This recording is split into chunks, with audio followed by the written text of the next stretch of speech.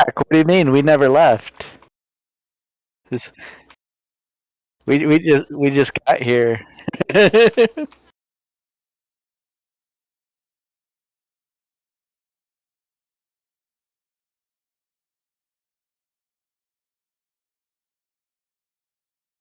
You know what? It wouldn't be game without a little bit of chaos and dumb shit and testicle difficulties. Hi everyone, we are back. Hello. It's been a while. Been a while.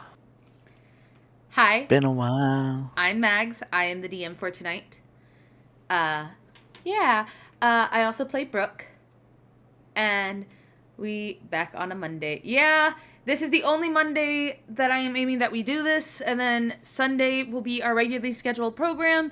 It's just a lot of things got a little messy. It's fine.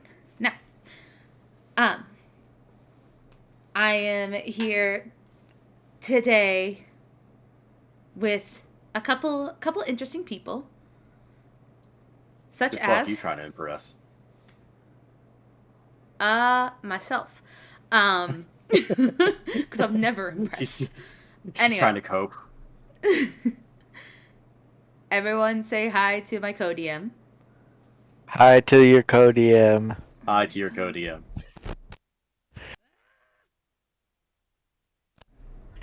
So I guess he's just not going to talk. Skeletor over there is my co-DM. He plays Tyrus, a sorcerer bard, who's going through some shit. Next up is the paladin.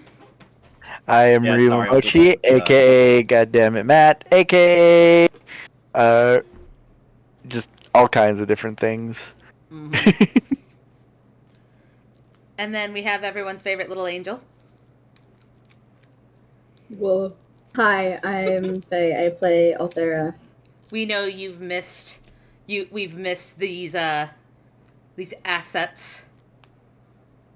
Oh yeah.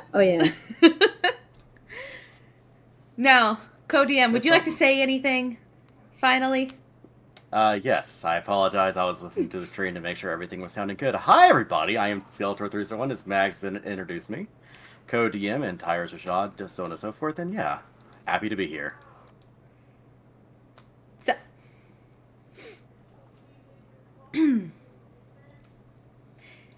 I don't know if any of you remember this, but last we left off, we killed Vokoto in a very terrifying way, Gadry.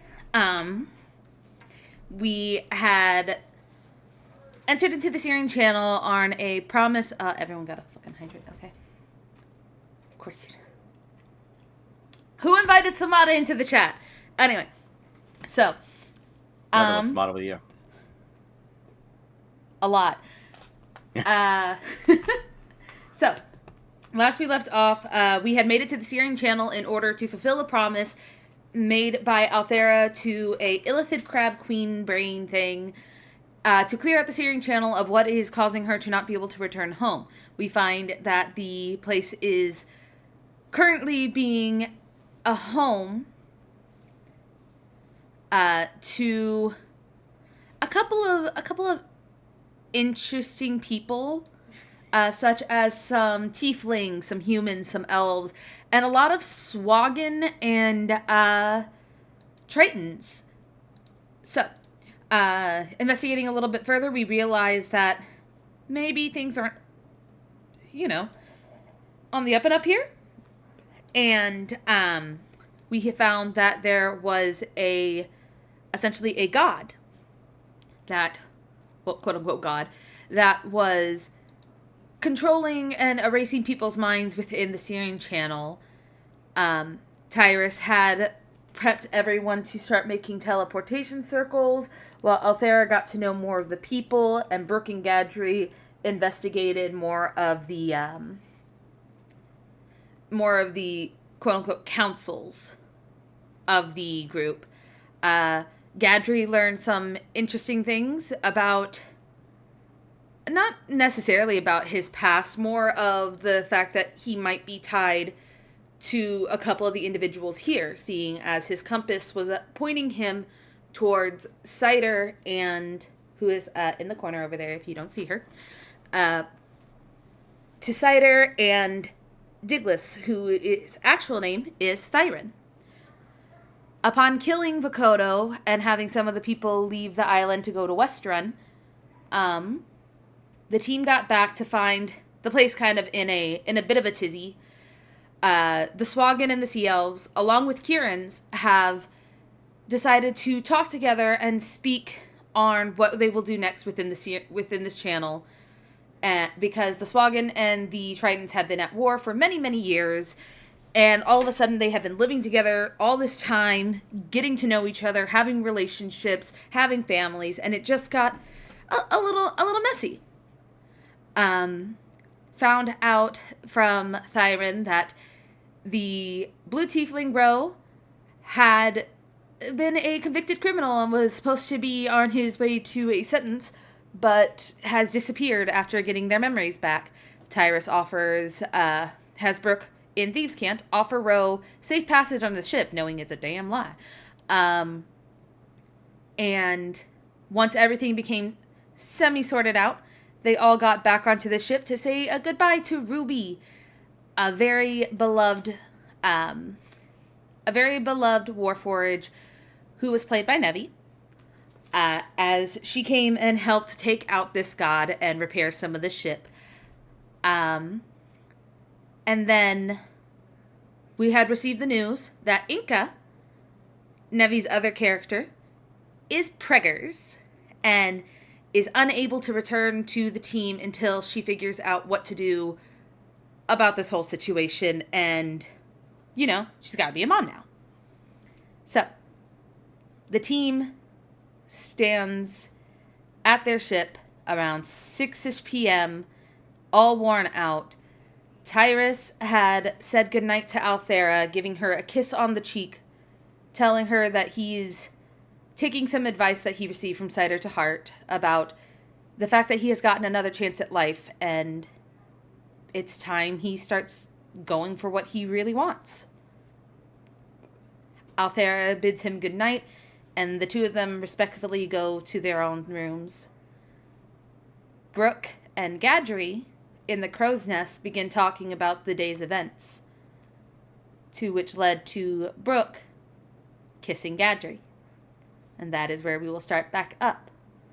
For last time we were here, I said y'all don't get to see Gadri's reaction until we come back.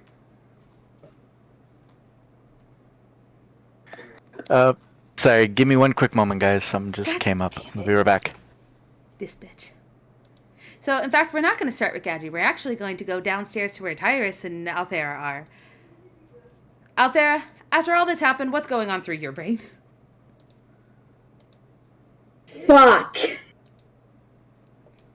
Althera's getting ready for bed. She's trying to just process everything. She's gonna try and contact her brother, even though most of the time it just results in pain. Your brain has been feeling a lot clearer since Vokodo has died. Yeah, so because of that, she's gonna try again. Just check in so he knows that she's still alive. And she basically tells him, in about 25 words that she's safe. She just did something really cool. She killed a god.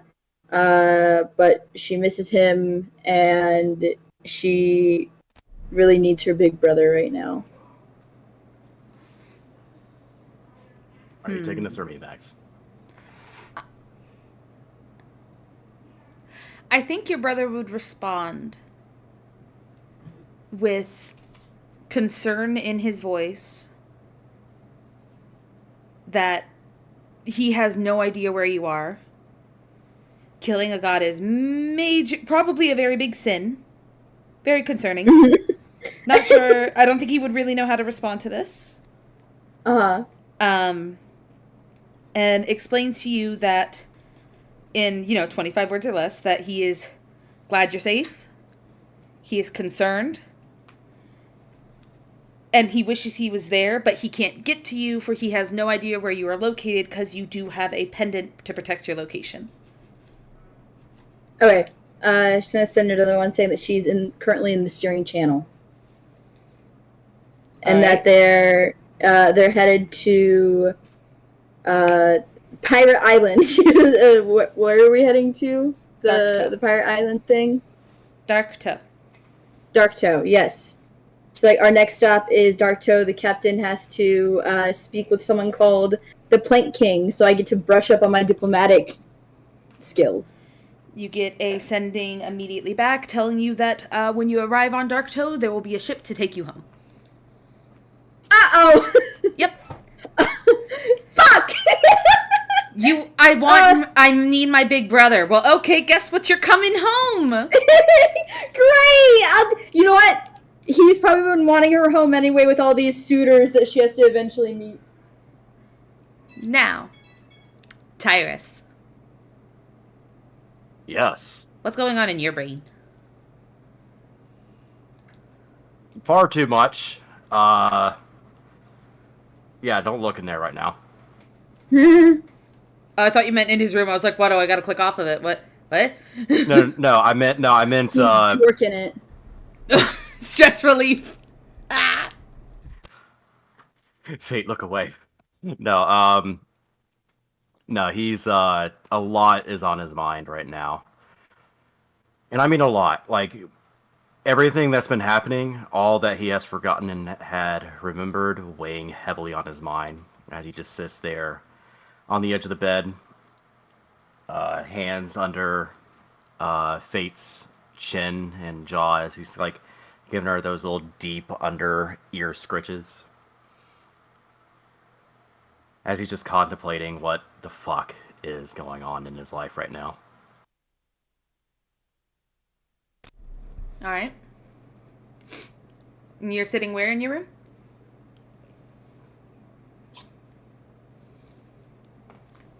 Where are you sitting? He's sitting on the edge of his bed. Okay. As you're sitting there on this chair, you see a certain green cloak.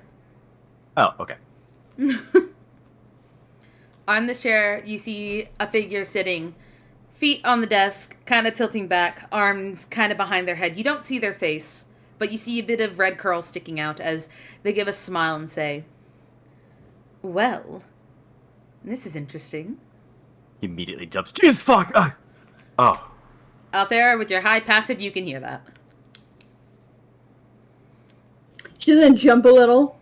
She's put her hair like into a silk scarf. You know, she has her little nighttime mask on, and she kind of goes over and knocks on his wall. She's like, "Is everything okay?"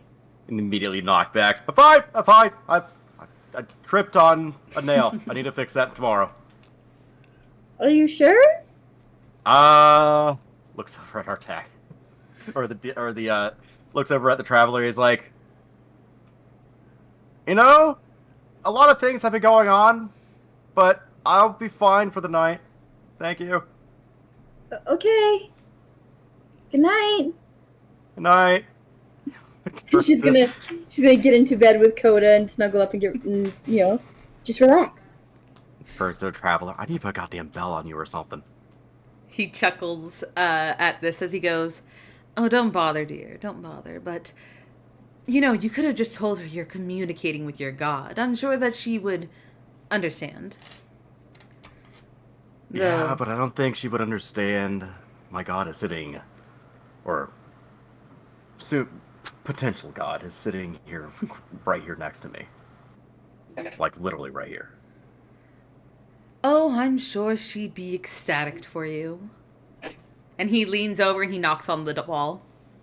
"Dear, he's talking to his god." And then he sits back down. You hear a pitter, you hear "You didn't tell me you became religious?"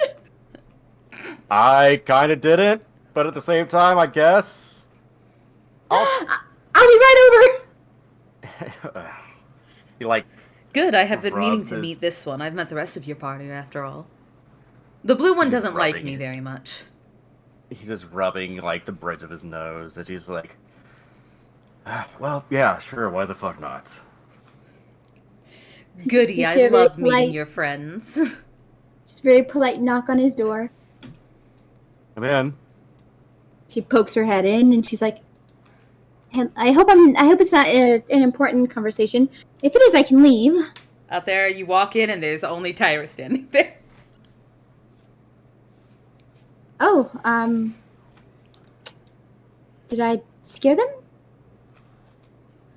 Glance over to the chair. There's nothing in the chair. Out there, you hear at your left ear, I don't frighten easily, dear. And now she jumps and lets out a screaming. Does she leap into Tyrus' arms like Shaggy and Scooby-Doo? No, she Fate falls does. forward. Oh. Fate does hearing out there scream. Yeah, and out there just like stumbles forward and falls on the floor. Quickly sets Fate down and goes to help off there back up. Check to make sure she's okay. Now, I think that maybe I scared you, dear. Can I see him now? Yes, you can see the green cloak. Oh, your cloak. My cloak, person inside, red curly hair. That's pretty much all I was able to get so far. Ooh. Oh, Can I make a religion check just based on those attributes and from what the playful nature I kind of get? If I know this guy? Go ahead and make your religion check. I will say that not a lot of people know about Artagan. So I will say this: while you're like gauging him up and kind of trying to guess this, you hear Tyrus say behind, as he like helps you to your feet, and you turn to face Artag, and you hear Tyrus behind you. Althera, meet the traveler. Traveler, this is Althera. What, did I roll religion or history? I blinked Religion. out for a second. Okay, that's so. What did I get? Not bad. Not great. Not bad. the traveler, you feel like you might, maybe, a religion? No, definitely not a religion. But you have a feeling like you can tell this is very Fey essence around him. He gives you the same vibe that you get when you're around your goddess. She's gonna curtsy politely and she's like, "It's wonderful to meet you. Your lordship? Ladyship? Artagan will be fine. Of course." So, it is a pleasure to finally meet you. I've met essentially all of Other Tyrus's little friends. It's wonderful to meet you as well. And he kind of like takes a look at you up and down and goes, that symbol. Mm-hmm. I see, you're one of hers. Oh, yes. Interesting. Well, it is a pleasure to meet you, my dear. I am Artagan, also known as the Traveler. And you are Tyrus's god? Well, I am Tyrus's friend. We're friends, aren't we, Tyrus? And Tyrus kind of gives yeah. I'd say we're close acquaintances at the very least. See? Goodness. Friends. I don't think even me and my lady are friends. This is a great honor, Tyrus. It is a great honor, Tyrus. And he gives, like, you can almost see the smirk under the cloak. Yeah, the last time I've honored someone who I followed and would make their presence known was after my soul. I'm working on it. So- I'm working on it. So please forgive me if I'm not too ecstatic. But I will say at the very least, it's not been oppressive or dark.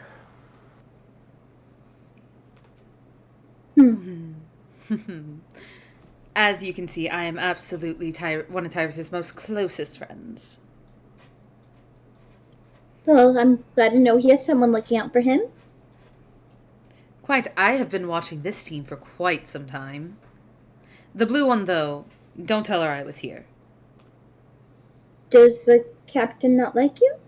Not very much, no. Oh. For some reason, she finds me, well, my presence bad luck or annoying. Such is the reaction most have to the Fae.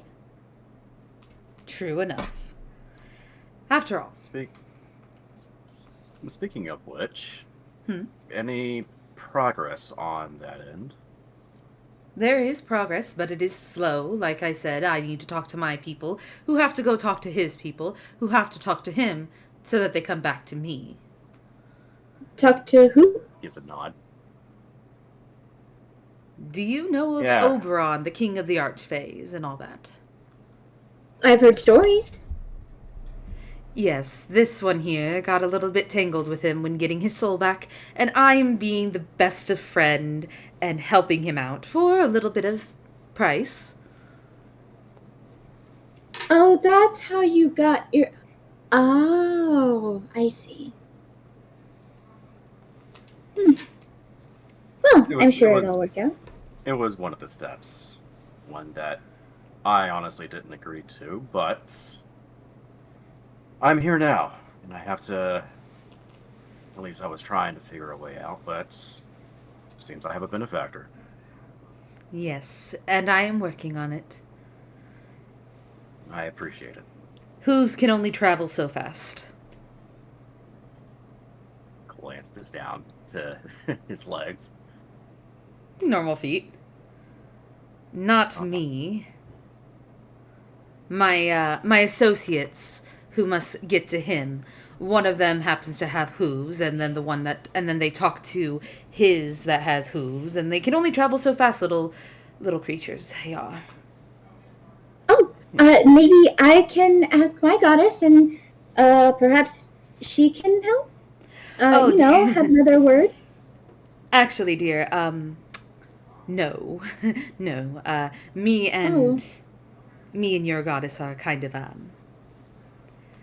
a little at odds at the moment, but I'm making progress with that too. What did you do? Yeah, she's a little standoffish. She's like, what did you do? Nothing dangerous. Nothing damaging to who she is. Oh my, look at the time. I was gonna ask, what'd you come here for? To check in on my friend. I was sensing you were feeling a little down. Yes, you could say that. But leaving you in the presence of a wonderful lady should brighten your smile. Oh, I'm all out of songs for the night, unfortunately. Well, then, and he reaches into his sleeve and pulls out a deck of cards and hands it to you. Here, play some games. He likes card games. You like card games, don't you? Iris just stares at the deck. Is this a regular deck, or? It is my own personal deck. It is filled with wonderful little pictures of the Feywilds. Ooh! Don't worry, Thank don't you. worry. You are not having any chips with you tonight. Just cards. I was about to say, this is quite a... You're very hard to read. Very generous, though. I will give you that. You are generous and have been helpful. And as I've said, you've shown to be more good than bad. Exactly. Keep that in mind, will you? And he kind of pokes Tyrus on the nose. Goes cross-eyed. You two have some fun. Play some Texas Hold'em. Marquette Hold'em. Yeah. We'll go with that. I have to say out there to respond, what's Texas? A terrible place, dear. Never go there. The light does not touch it. And he disappears.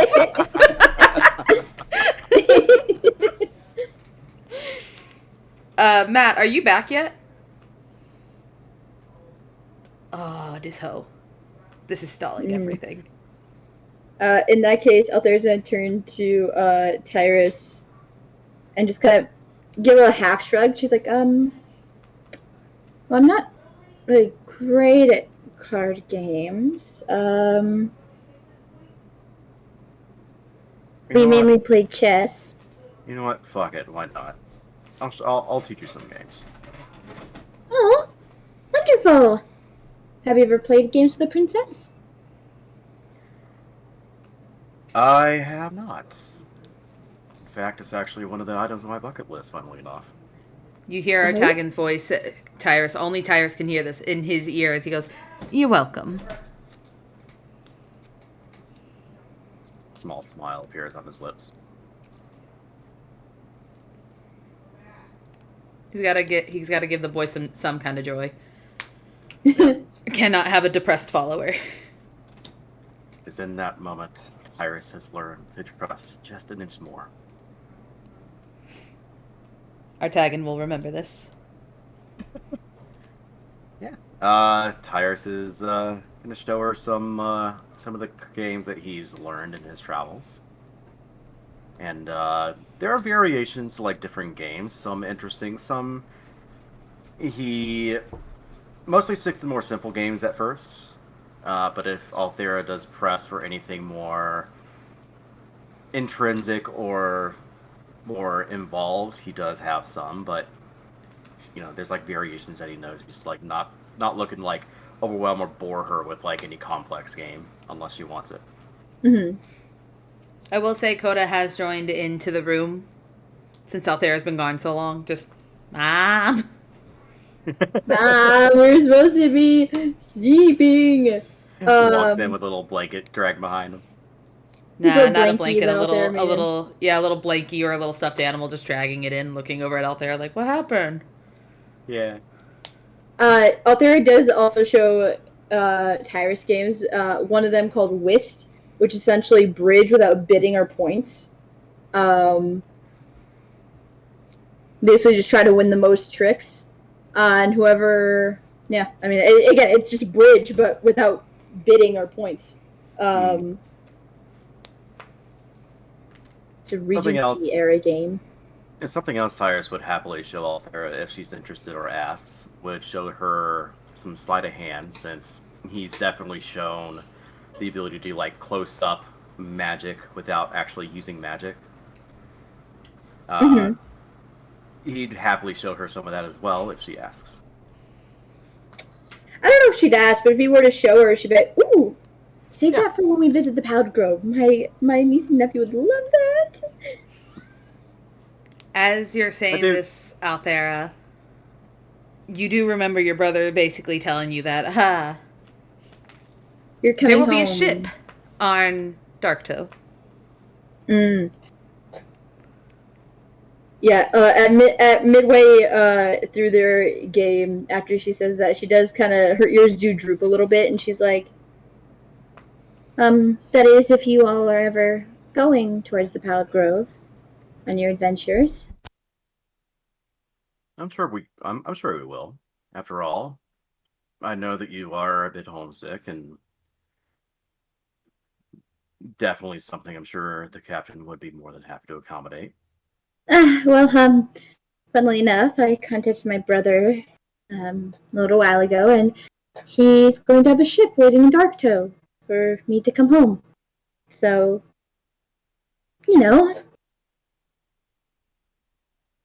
So you're leaving us. I don't really think I have much of a choice. Plus, I'm sure my brother has many a suitor I'm supposed to meet, so, Althera, you do know that's not acceptable, right? What do you mean?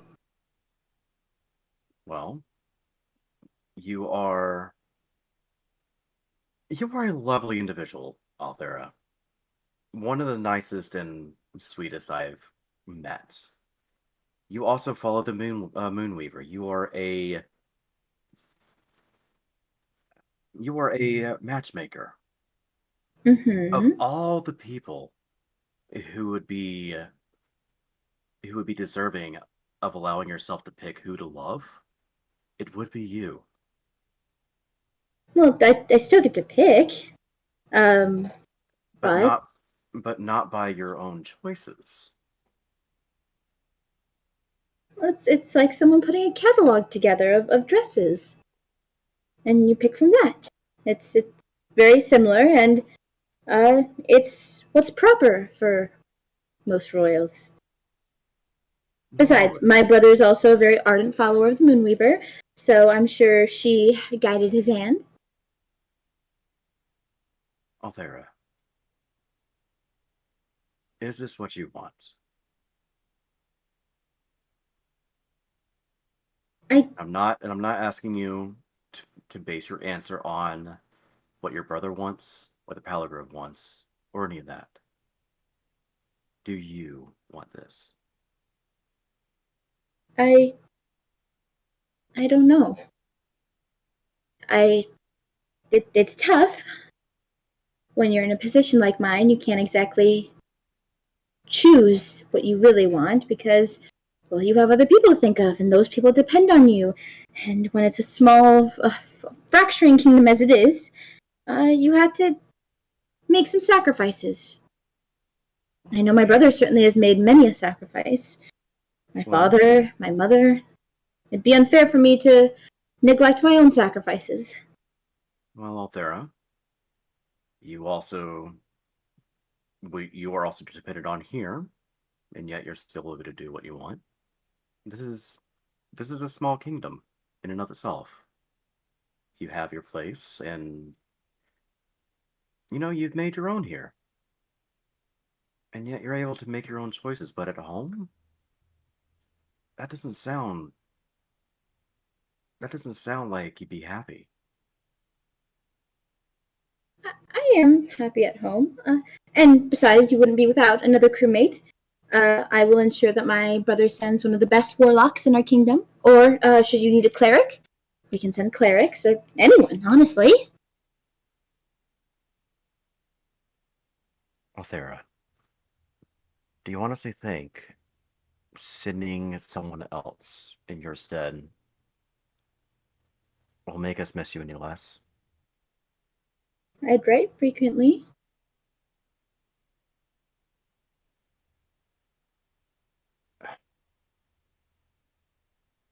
You use that heavy sigh as he just thinks for a moment. There's a small knock at the door. Come in. Open the door, you see Lilith standing there. Oh, hello, Lilith. She looks playing Mist. She looks half awake and she goes, I heard screaming a little while ago, but I didn't want to get up just yet. No, it's all taken care of now. Yeah. We stubbed a toe on a nail. She looks around at the ground. Where's the nail? Don't worry. I took care of it. I thought you found it. Yeah. So, Lilith. How are you, dear? Long day yesterday. It was. Today? Earlier today, yeah. Right. Still today. The god. What happened? I forgot to ask. I fell asleep. Well, he's dead. Was it cool? It was cool. Yeah, I'd say so. In fact, there was something that we found that you might enjoy. Her tail swishes a bit. Oh. Something to add to your hoard. Oh. She moves into the room. How much money were we supposed to have again? Because I think my inventory was overwritten. Hold on. Let me look at Tyrus's character sheet. Let's see if this is correct. Yeah, on D&D Beyond, it's right. There it is. Yeah, Foundry is incorrect. He reaches into one of his pouches, and he pulls out a bag of coins, and he jingles it a little bit, and she could hear the telltale signs of the jingling of coins and potentially other things in there. There was quite a bit of loot he had. She kind of narrows her eyes a bit and goes, "And what did you get that's worthy of my hoard?" Well, I think 1,000 gold would be worthy of any hoard. Don't you think? That is true. That is true.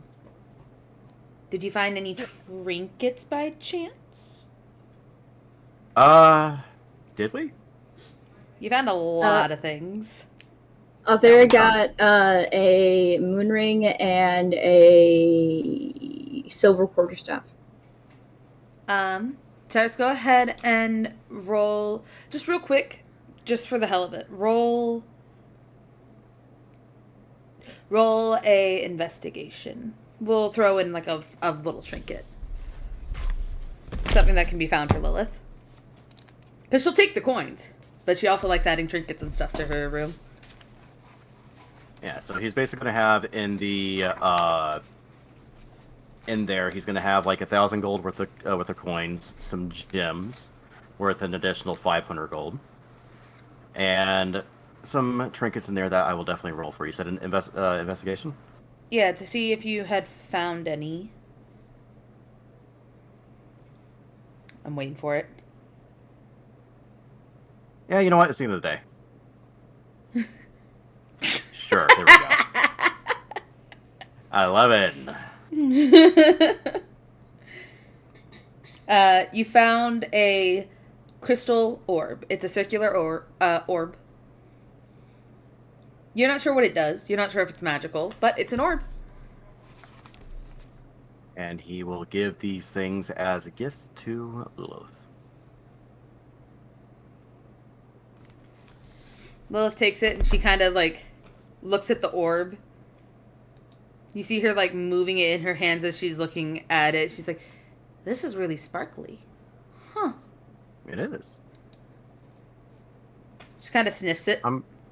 I am kind of sad that you weren't there, but it's understandable that you were tired. That's not So why I at the didn't very go. least.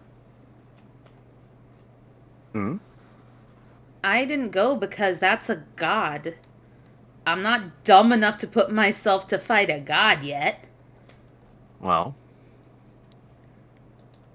here's the funny thing. Technically wasn't really a god.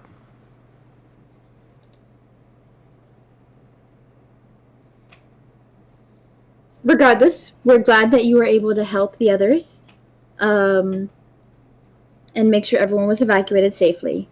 We more than handled the god, so it was more important that we had you there. I rampaged the village.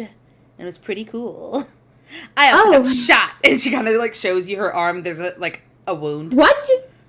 Oh, There's gonna rush over, very mother hen, and where are my spells? Where are my spells? Tyrus is also immediately on her other side looking at it as well, like, who shot you? I'll kill them. I'll have them executed. I'll He's help. on the ship. Who shot you? Who shot you? I think you guys called him Diglis. I don't know. I was rampaging. I kind of lost my memory for a bit, but it's fine. And I don't know. The people got scared, and he shot me. But now I'm gonna have this really cool scar. My scar. She just stares 5 at points of it. healing back. She stares at you as you have healed the wound completely. She's like, my scar. She's like, you could have at least cleaned it and bandaged it. It could have gotten infected, so now I had to step in. Are you hurt anywhere else? Licked she's it. she's gonna sigh. And she's like looking Lilith over to make sure she's not hurt anywhere else. You check her out, and you can see a couple like scrapes and stuff, but it's like nothing bad. Some old scars and stuff. Her cracked horn and everything. She's just like, man, that's gonna be an awesome story to tell. You have plenty of time in life to get more amazing scars. If you want. That's actually true. You will pretty much outlast most of us, so there'll be plenty of times for you to get stories. Plenty of stories to tell. Yeah, but that one would have been like, hey, where did I get this one? I got it while traveling with the whimsical travelers of fate way back when I was only 14. So you have this crystal orb as proof. You don't need a festering wound. You see, she, like,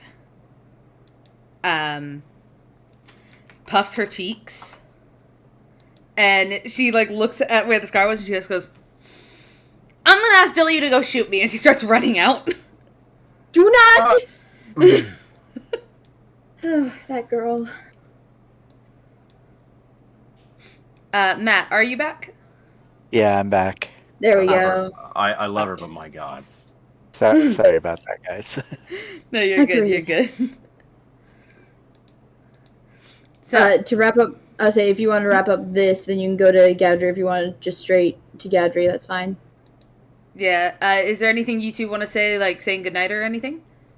Yeah, I mean, Althera's going to tell him goodnight and essentially say, I haven't decided whether or not I'm going to go home or not. But I will make my decision by breakfast and let everyone know as a whole. Alright, well, at the very least, I do want to, at the very least, let you know that there are those who care a lot about you here. Those that look up to you. And yeah. We care a lot about you, Althera. We only want what's best for you, as we would anyone else who's practically family to us. I care about you all as well. Good night, Tyrus. Takes her hand and he kisses at the top of her hand. Good night, Althera. She's a little red-faced as she goes back to her room. He gives Code a little scritch on the back of his head as he goes as well. Runs after his mama, like, finally! We gotta do the routine all over again! just little owlbear claws on the ground, just chasing after. Exactly. So, Gadri. Yo. You remember what happened last time? No clue. No, just kidding. It is time for the peoples to get the reaction. Okay. So, when Gadri gets kissed, at first he, gets that wide eye, like, what the, what's going on? And then after a few moments, he closes his eyes and kisses back. And it is a very sweet moment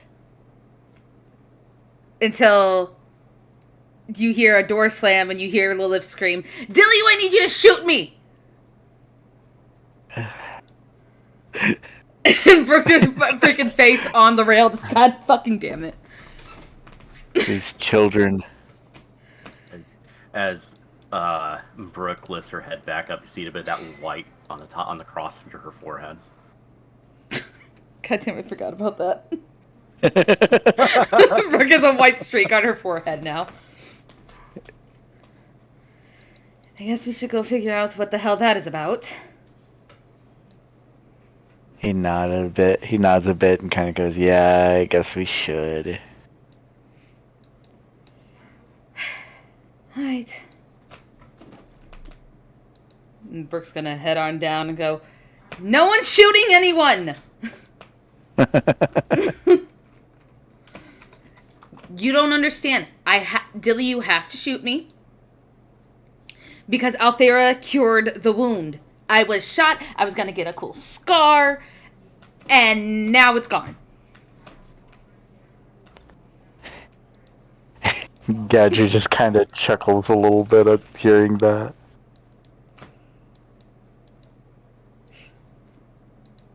Brooke's just very much looking at her like, God fucking damn it. Lilith, go to bed. You're not getting shot tonight. So I can get shot in the morning. No! You're not... Go to bed. Lilith pouts a bit. Dilly's tried to keep it, like, holding his crossbow over his head as she's trying to reach for it. She's like, if I don't get a really cool scar in our next fight, I am going to tell my father. And she just starts walking. And you'll all be in trouble then. She opens up the other doors, throwing it open, and just heads in. Heading back to her room. You can hear a faint door being slammed.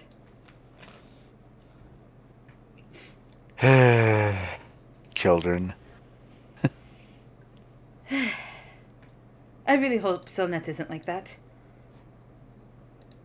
Well, Kinda it's hard for in the chuckled. darkness. Yeah, I don't know why it's so dark. I'm trying to fix it. The lights aren't coming on.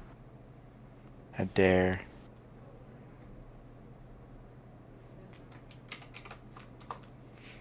So, And the lights are off. I don't know why they're off. So Brooke looks to everyone and goes, today was a very long day. We could probably all get some sleep. He nods a little bit and goes, sleep is probably a good idea. Mm-hmm. Dilly, Good day, killed a god. Scared the crap out of us. Yeah, but I killed a god, so... She freaking pinches Gadri's cheek. Ah, Scared the ah. crap out of us. Go get some sleep.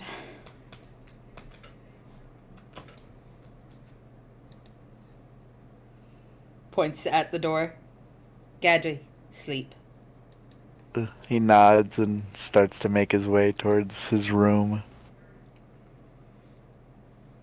Alright. And Brooks heads up to go to speak with Dilly and Ixal. She goes, alright, you two. I don't think we need watches for the night. I think the Kieran and such while we're here should be fine. They look at each other a bit worried, but nod. Before everyone starts dispersing and going to their respected rooms, even Brooke goes to her respected room. Because Brooke is a bit like thinking about what happened on the Crow's Nest before there was an interruption. And I will say it's around, if the time will be ever so kind to move correctly for me. It is around 5-ish a.m. when all of a sudden, we'll say Althera wakes up super early to make breakfast. Lilith wakes up with her. Mm. Most likely, Dilly is on top of the deck, and so is Ixtal, because elves don't sleep much. They don't even sleep. They do trans things. It's like what? What is it that they do? Trance. Trance. Meditative, yes. Meditative sleeping. All right. So they fall. The elves are awake. Humans are currently sleeping. Finally getting that long rest they've been needing. Lilith's awake in the kitchen with Althera. When Althera, I would say. Oh yeah, Tyrus, because his passive perception's good now. What do you mean now? It's always been good. Nope. Tyrus, Althera, Gadri, essentially everyone would start hearing a bell start being rung from the upper decks. Would Tyrus's alarm have gone off? No. And he is going to make his way up slowly. Othera's elbows deep in breakfast. She's not leaving because she just put bread in the oven. Lilith looks over and goes, do you want me to go figure out what that is? If you wouldn't mind. She nods and starts heading out. I say it's probably a good excuse for those because this breakfast is a little uncharacteristic because it's more like a lesson. Yeah, So here's how you make this, and here's I some should julienne carrots. definitely go and check on that. They might be in danger. She starts scuttling up. Mm-hmm. Gadru, do you wake up to the bell? If there's a bell, Gadri groggily wakes up. Gadru, you walk out. You see Brooke walking out, freaking rubbing her face. Like, God damn it.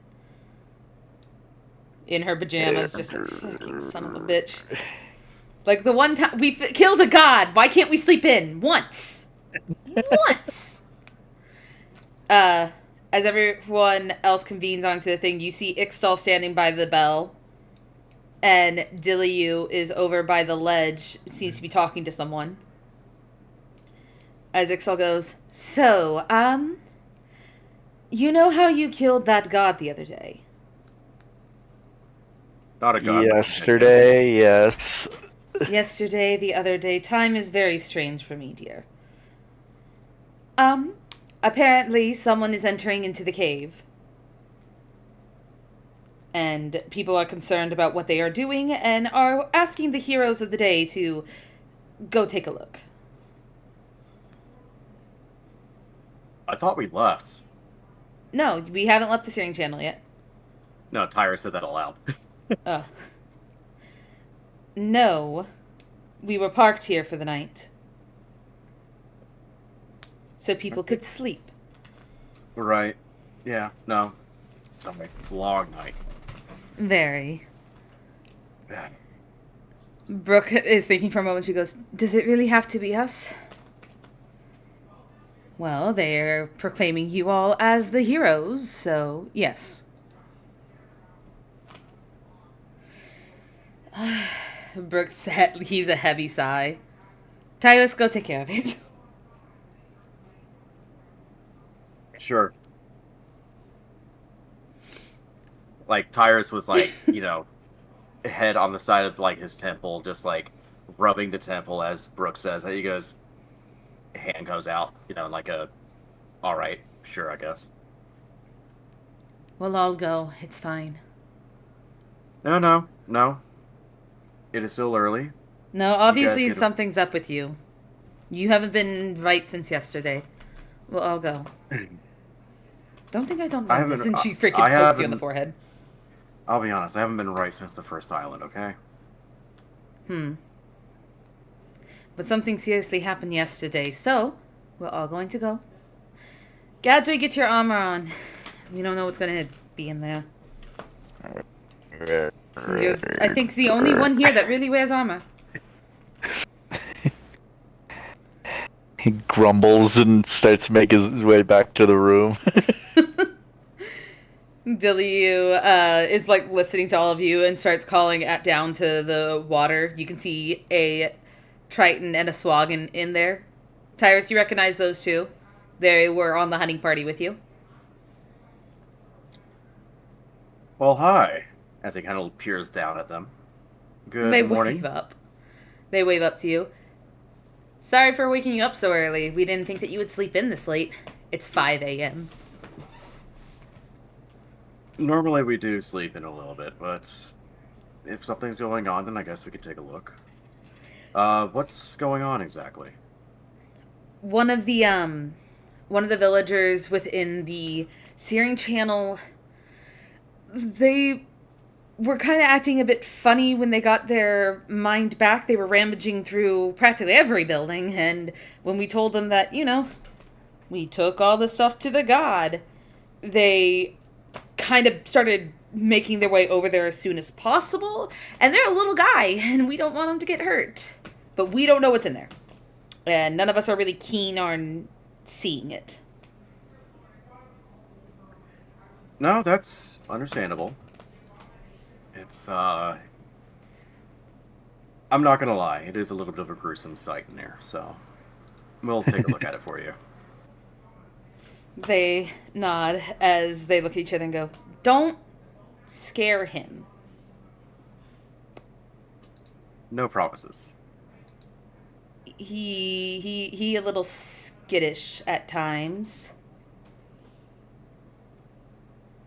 Brooke, I think we might need to bring Althera. Brooke's going to point downwards and cast message as she goes, Althea, are you there? Yes, just decorating the cinnamon rolls. So apparently someone has gone down to where Zavakoto Leia is, and they are skittish. We are hoping that maybe we should bring you to bring out a little bit of charm. I think you're charming quite all right, Captain. I think You you're can less hear the scary. smile in the message. I think you're less scary. So. Oh, all right. Just tell Lola she needs to come down to the kitchen to watch the oven. Thank you. As Brooke says this, Lilith just gets up there and she goes, Althea wants you in the kitchen. And she goes, God, Just a sure. Right away, Captain. She starts stomping her way down. Full dragon force, just... Brooke just looks over and goes, I think that went well with her. Oh, fantastic. All things considered. All things considered. Are you sure you're gonna have to go with us? We're just gonna check it out. I don't think we need all of us to go. It's fine. I'd rather us be safe than sorry. Fair enough. We don't know who it is. We don't know what it is. For all we know, it could be a criminal. Well, apparently I technically specialize in those. And besides, I can get someone out in a hurry if I need to. That is true. But you can't have all the fun. All right. Alright. So as Lilith gets down there and essentially lets you go, when you tell her, don't worry, I'm heading out too, she kind of gets like oh thank God, I'm not going to be in another lesson kind of face. Like, oh my God, I'm safe. For now. For now. I will say while Althera is swapping places with Lilith, Tires is going to Misty step down to his room, grab some belongings, and come back up. Brooke looks at everyone. Do you all have your necklaces still? Mm-hmm. Tires nods at us. Yes. Alright. Looks at Gadri. You have your necklace, right? Gadri is still getting his armor on. Yeah, that should take 10 minutes. Well, for the sake of brevity, Even we more- can say that you get your ass up here. Yeah, but he's also very groggy still, so... He's so eepy. He had a long day yesterday defeating a god, okay? He's still sleepy.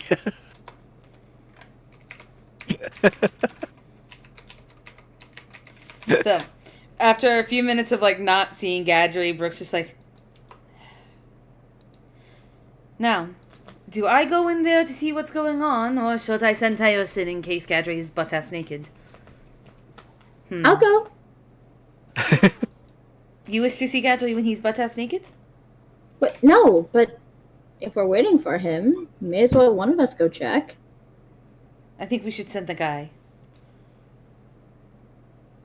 Okay. All right, I'll go check on him.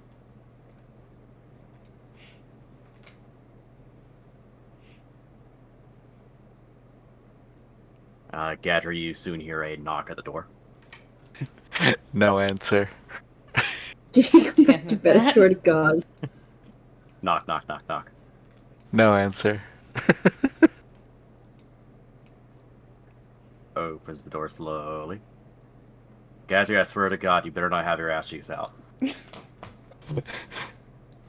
Gadri in full armor is laying on the bed, just No! face down, booty up.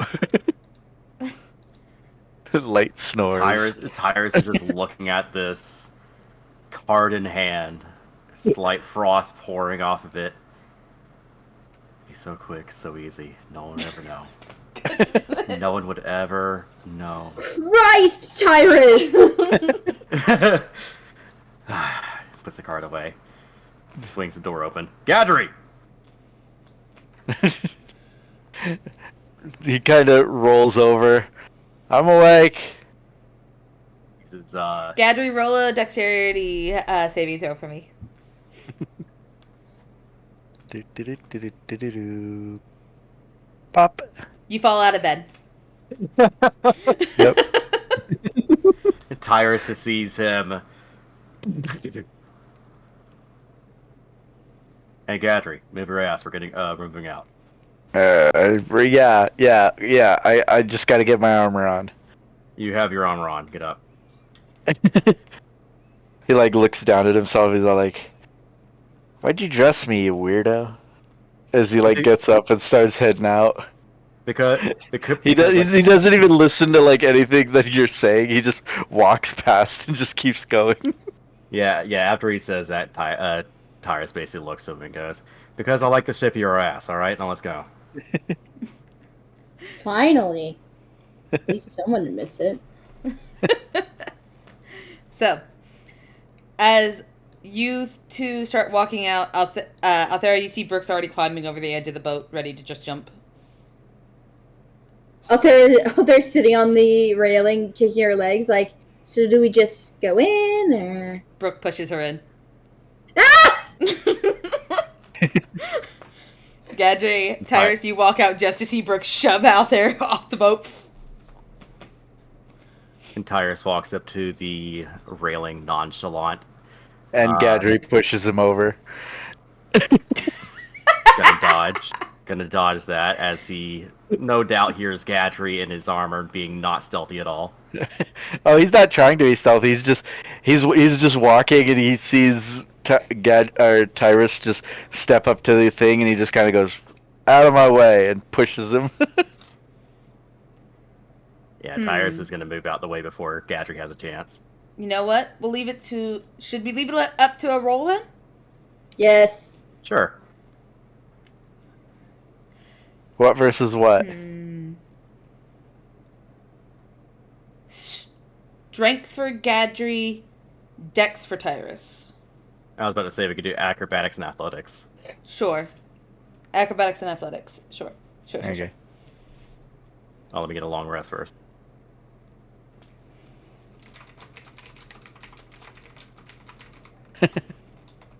Yeah, because you want to use all those luck things. I don't have to. I know.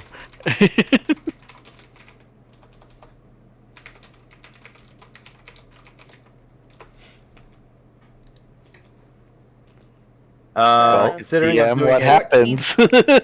14 acrobatics, 13 athletics. Considering I'm doing acrobatics, can I, as I'm kind of sliding by to make Gadry not push me, can I trip him instead and make him fall over? He's not walking.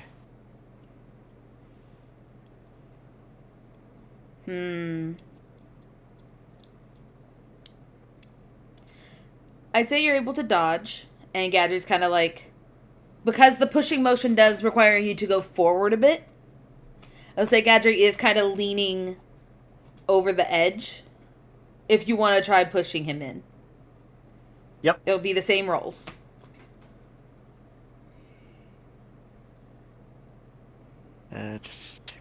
Pop. Brooke looks to both of you. Very fucking annoyed, and she's just like, knock it the fuck off. Got it. You heard her, Tyrus. And he goes to push him again. And Tyrus misty steps to the other side of Brooke. And this time, without even like attempting, he just goes right off. I swear I don't see. I don't know what you see in that guy. Brooke kind of like looks over at Tyrus and goes, you know, I'm glad you don't. As she just jumps in the water. And Tyrus goes in with her, kind of going backwards as he leaned against the railing. We all fall into the water and start heading towards Vokodo's layers. Thankfully, we weren't too far away. Yeah. Bloosh. So a bit of swimming, a bit of walking, a bit of floating, a bit of us getting on Gadri and Tyrus's ass. We all make it to the lair of Vokodo. So when y'all saw Altair, like when you finally caught up with her, I just imagine her slowly floating down, arms crossed, cheeks puffed, angry. So when you're all getting there, she's still pissed and pouty.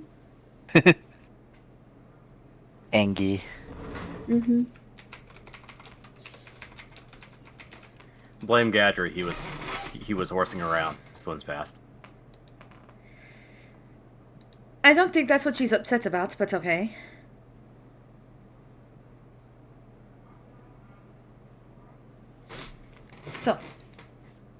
So we're here. I need our new friend to roll stealth real quick for me. Ooh.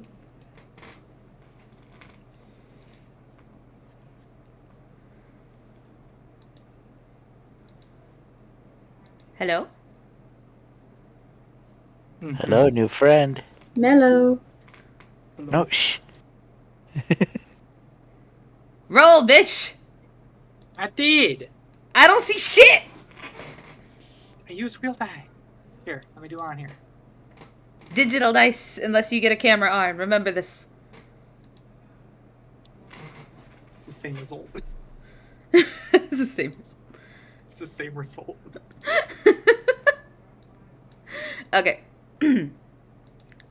So, as everyone begins to walk in and look around, 1 second. Why is this not loading? I swear to God, D&D Beyond.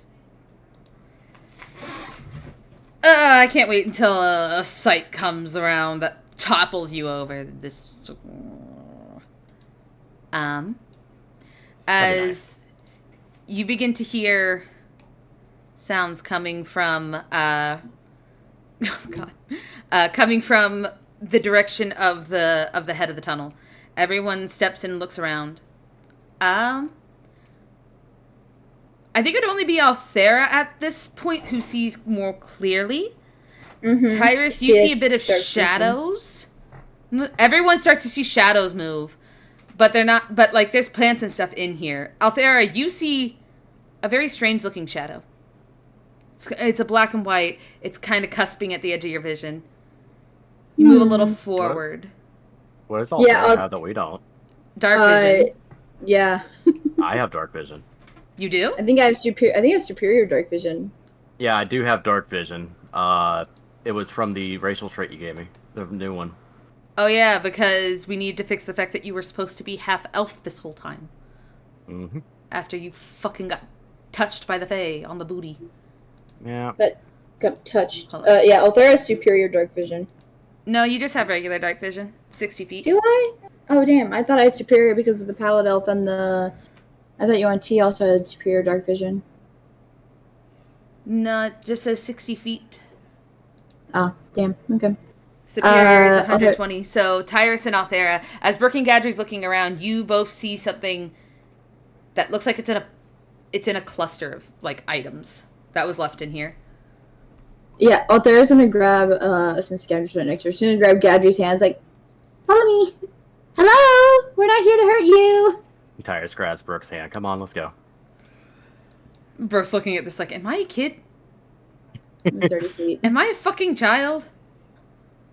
I'm just following the princess's guide. Oh, right. She's a princess. And Brooke kind of like mumbles this like, and that explains a lot. What the fuck? Gadri, move your ass. I held your hand. Oh God. For some reason I'm... Okay, there we go. Fucking hell. So as we all begin to peer in, Althera and Tyrus, you see something wiggling, kind of. in a pile, attempting to be stealthy, but failing with a 13. Aw, cute. Please describe to everyone what they see as I bring up the text. Trying to be stealthy. How adorable. I'm trying oh so hard. What you guys see is what looks to be a satyr. Satyr? Satyrs aren't that small. This one is, though. This one seems to be roughly the size of like a halfling compared to most normal satyrs, which are usually more humanoid sized. He is wearing a black and white sort of outfit with, where is it? Where are you? There you are. Little black jeans, a black cloak around his shoulders with a white undershirt, and long white hair kind of coming from what probably is his face. Not the top of his head, but likely from under his mouth, like a beard almost, reaching out and out and out. Probably a very good dead giveaway as to where he would be hiding, because it is not braided up at the moment. It is just laying out a very long white wispy beard. This creature is like almost head first, like he was going to swan dive into the treasure. Oh, I'm not. Oh, I did. He doesn't have pants. I forgot. He doesn't have pants, so ignore the blue jeans or the black jeans. You Ignore see the black jeans. a fuzzy bottom. Fuzzy I'm bottom, just imagining the scene in Hercules. Kind of. Yeah, basically. Just not as pudgy. Yeah. Althera's ears perk up and she like starts rushing forward. She's like, "Oh, hello, hello." Tires is going to pull out a card and cast light on it, and he is going to toss it out, kind of like in the center area, this area right here. All right. What a cutie patootie. Brooke's looking at this like, oh my god, as she's just rushing forward to the person she said is a very skittish person, apparently. And she starts following like, oh god. As the light card, where'd you say you were casting it again? He said he was casting it and it was shining within this area. So if I can get... Yeah, I'm setting the light up now. Yeah. So as the light shines... This man is stuck. But he is very much like trying to wiggle himself free, or maybe get further into what he's hiding in. You can hear a little no, they can't see me. No. If I can't see them, they can't see me. No. Do you need some help, friend? Full stop. Like completely freezes. Brooke's going to say inside of their brain, I think we see you. Tyrus pulls out a copper wire, and you hear inside your brain, "No, I don't think we see you." Gadri just says out loud, "We can see you." Althera, ignoring her teammates, slowly walks over. She's like, "Here, let me help. You look stuck." I gotta... You know what? Just for the funs of it. Go ahead and roll a con save, Mello, real quick. Yeah. For the funsies. For the funsies. For the shiggles. funsies. Con save. I'm good at those! Hell yeah. I thought that rolled onto a 3. I was gonna cry. I'm good at those. Fucking fails. Okay, yeah, that's a 24 total DM. I don't know why my rolls aren't showing up on the Foundry, but it's inside of the D&D roll Beyond. tracker. Yeah. That's good. So, you almost like instinctually place your hand over your chest as you almost fall over in the goat way that they do, but you manage to keep yourself. You keep yourself from fainting. You're fine. You're fine. Who is this person yelling behind you? You are not in a position where you should have a stranger behind you. Like big gulp. falls over. Play dead. Play dead. Play dead. Oh no, it's dead. No. Oh, hush! We've obviously scared it. It's alright. We don't mean any harm. Oh, My no, name? we scared her to death. I think we need to feed to the sharks now. Both of you, stop it! Also, wet bullets. She's gonna look In the back at water. Gadri and she's like, Gadri, can you please help? He kind of nods a little bit and makes his way over. She's like, we need your big, strong hands. Big, strong hands. Don't whip him in half. Meaty claws. Don't whip him in half. Are you stuck, friend? Attempts. Roll strength. I mean, I will say he is small, and he is not that big. Like, he's quite on the skinny side. He's less trying to pull him out and more trying to, like, pull apart whatever's got him wedged. Okay, roll strength. Damn, what the fuck? Gadri, as you go to pull it apart, you place your hands on it, you start pulling, you start feeling a little bit of give, and then instinctually, not even meaning it, you get a hoof to your leg. Ow! Ow! I don't think it would deal damage, though, right? He don't got that kind of power. I don't think so. No, you gotta see. It's more of like a Strength, kid man. kicking you in the shin. Yeah. It kind of startles him a little bit, but then he like shakes his head. He shakes this like still tiredness away from him, slaps his cheeks, and then tries again. Oh, there's an cast Bardic Inspiration. And Tyrus is watching this, is waiting to see what happens before he leans over to Brooke. So you get a plus 1d8. But it looks like you don't need it. Yeah. Yeah, Tyrus, watching this, looks over to Brooke and goes, "If they fail, I can get him out." As you say this, Gadri, you pull, and then this little creature gets their way out, and you just... Hey, Molotov. It's a boy. There goes to help him up. She's like, oh, are you alright? I hope you're not too hurt. Mags, remind me. We said that he would have remembered which two? Your boy remembers everything now. Not that. In the village itself. You said he would have been in the crowd when which two members were doing like the speech You or have whatever? so you have seen Tyrus and you've seen Althera because they were the main two that were getting in front of everyone, giving like explanations about what's going on, being the inspiring speechers. You saw Brooke and Gadri kind of off in the distance, just kind of staring at this.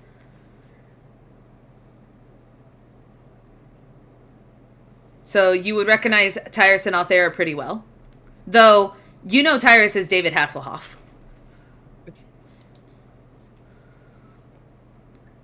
I know Tyrus is David Hasselhoff. Okay. Yeah. And I can see them very much clearly now, right? Yep. Cool. As he is pulled out, it was likely one of his little stubby, almost tree trunk shaped-esque horns that was caught on a few things. But once he is fully pulled out and he can actually see you all now, because again, he swan dived. His top half was not visible.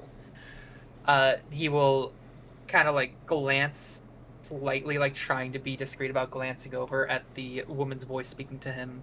And his eyes will perk up. Well, she's helping him up. Yeah. He's trying to not make it clear that he's looking at her. It's very easy to see that he is because he's right there. Yeah. I mean, there's a lot to look at. So There's a lot to look at. There's a lot to look at, indeed. Hey, wait a minute. familiar. Yes, Um, I remember you. Oh, yes, I am Althera. Yes, and so you're from the village, David. Tyrus. Point to Tyrus. Tyrus raises an eyebrow before he gives a nod. Hello. Okay. You can see him like he's like repeating okay as he's slowly calming himself down. Like, okay, these guys aren't bad guys. They seem to be good from the village interaction that he, saw them giving explanations. Okay. I'm fine. Cool. Yes. How can I help you? We heard that with that we were supposed to help you. You darted off here, and people were worried. You all right? Well, I'm perfectly fine. I was just trying to recollect my stuff. I seem to have lost it when I came over here, and I need to find my book. I need my book. Yes. I need my book. Oh, what does your book look like? Well, it's smaller. It's almost diary shaped. It has like these leaf-like covers. Yes. And very rough scratching paper for the paper inside. I was in the midst of looking for it. It's very precious to me. I would Is it like magical? to get that back. Well, you could say in a sense, yes, might be magical. Brooke's gonna Oh, cast there's detect no look magic. in the pile. Oh, I feel there's a lot of magic in there. Oh, there's just gonna start like digging through. Brooke's casting detect magic, and everyone who's helping roll investigation. Tyrus is gonna ask I'm good at our that. little satyr friend, what form of magic or what school of magic would it be? Yeah, what school of magic would that be? It's your spell book. It's all the magic. I know. 21. 27, natural 20 for me. Lucky. 17. 17. 9. Gadry? Now Gadry's not helping. He's too tired. Understandable. I Althera? was about to say, I'm pretty sure the cold water would have woke you up. You'd think. I don't know. Out With the there. amount of military training this bitch has, he's probably not phased by much. Althera, you and Brooke look over in one area. Tyrus is looking in another. Brooke kind of holds up what she thinks is like a little pocket journal, and she's like, "Do you think this is it?" And Althera, you can tell that does look like a Like the book we're looking for. yeah, you can tell by the description. I think it's, sir, I think we found it. Eat it. He will look at it. Oh, yes, that's my little book. Can I please have it? Of course. She hands it over. He will take it, start looking through. Yes. Does it look like he has done anything to his precious book? No, it looks like it was kind of just. In all honesty, it looks like it was just chucked to the side. Some of the pages are wrinkled. Good. Oh, well, that's gonna need a little fixing later. Okay, that is perfectly fine. He's like looking through all the pages, like noting which ones might be crinkled. Oh, good. Okay. Everything is safe. Everything is sound. He's like fixes his little glasses that have like beads going off of the edges of them, kind of like as like almost on his ears. May So- we know your name, sir? Yeah, I would like to know the name of. She kind of like looks at him, not sure what she's supposed to say. Our new friend? Would you say, Mags, that he'd be very open about his association with the group he's a part of? Well, that's up to you. How open would you want to be? I think he declared every time he meets someone new and he feels comfortable enough, like they've done something good for him. Aww. Then go for it. Okay, that's what we talked about. Okay. Well, I mean, you did just help me out finding my most precious items, so it's only fair, right? Your name is Grafflecrown, and I am an exposition. Is that what he is? Archaeologist. No. His ranking. His Expositor. ranking Expositor. And I am an expositor of the Cobalt Soul. It's a Well, pleasure to meet you all. Well, you know what? That is great. And she starts walking. That is amazing. And she starts, like, starting to leave the area. By the way, the water in here is so fucking cold. Yeah. All of you... Oh, I forgot it's cold. Althera starts, like, dozing off. You start floating a little bit. All of you need to roll con saves for me real quick. So Althera gets, Constitution saving throw. Yes. Althera gets I can. very sleepy. Ooh. Don't forget you get a +3 for being close to me. I think it already pops it in. Tyrus gets a +3, but we're... Yeah, I do not. Well, everybody within 3 feet of, or within 10 feet of me. Oh, you guys. I'm not. Yeah. I got a 5. Fuck. Althera. So, Mags, would a 34 succeed? No. For anyone else, yes. For you, no. And what did our fluffy buddy get? He got an 18 for a total of 25. Awesome. Only one taking full damage is Althera. Mm-hmm. Who's also asleep. I don't know why that rolled 3. It was supposed to be 2. Ignore that roll. Althera, you take 10 points of cold damage. Everyone else takes 5. Ouchie. Oh. As the water's feeling colder. Tyrus, feeling the chill and the biting cold, pulls out a card and he says something to it. You watch as a flame start forming on it, even though it's underwater. It's like bubbling as it flings forward, and you watch as a familiar-looking energy sparks out from it, and the summoning of the metal golem appears, and the water around it immediately starts warming up. Alright.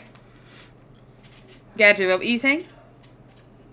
Oh, no, I wasn't saying anything. Alright.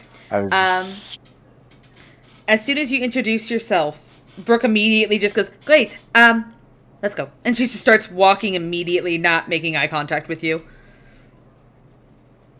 Yeah, Althera is not awake. She's not close enough to the golem.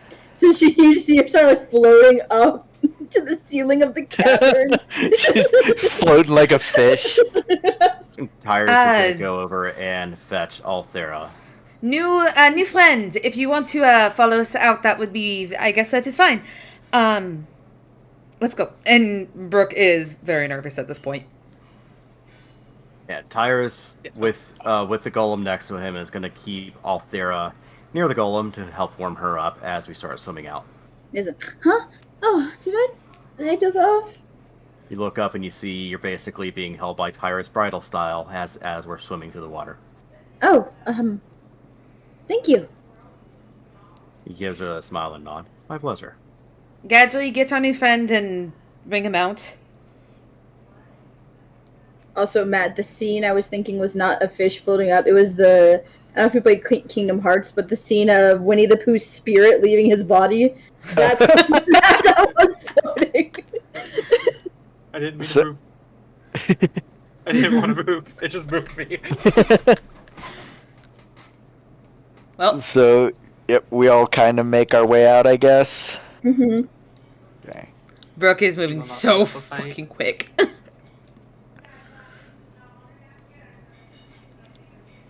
The Gadri just kind of, as he's swimming along with the new person, he's all like, so, blue something, right? Blue what? Blue collective? Blue something, I don't know. I wasn't really paying much attention. Oh, you're talking to Scruffle? Yeah. Hold on, so yes. Oh wait, what is it? Like in a normal voice? Cobalt Soul. The Cobalt Soul. Cobalt Soul. Okay. Okay. Gadri and Tyrus. Yes. You both very much remember the conversation y'all had in an inn with Brooke before heading out to Shady Creek when Brooke said, I stole this from the Cobalt Soul, as she pulled out a talking book that Tyrus was deeming cursed as fuck. Yep. Very much remember that. As Brooke is swimming ahead of everyone, just like, fuck.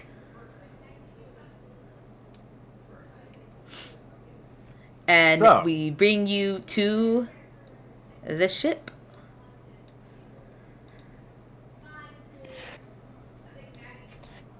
I'm on a ship, yeah. I'm going fast, and I keep forgetting that's what that portrait is for him. O'Hara is heading to the dining room.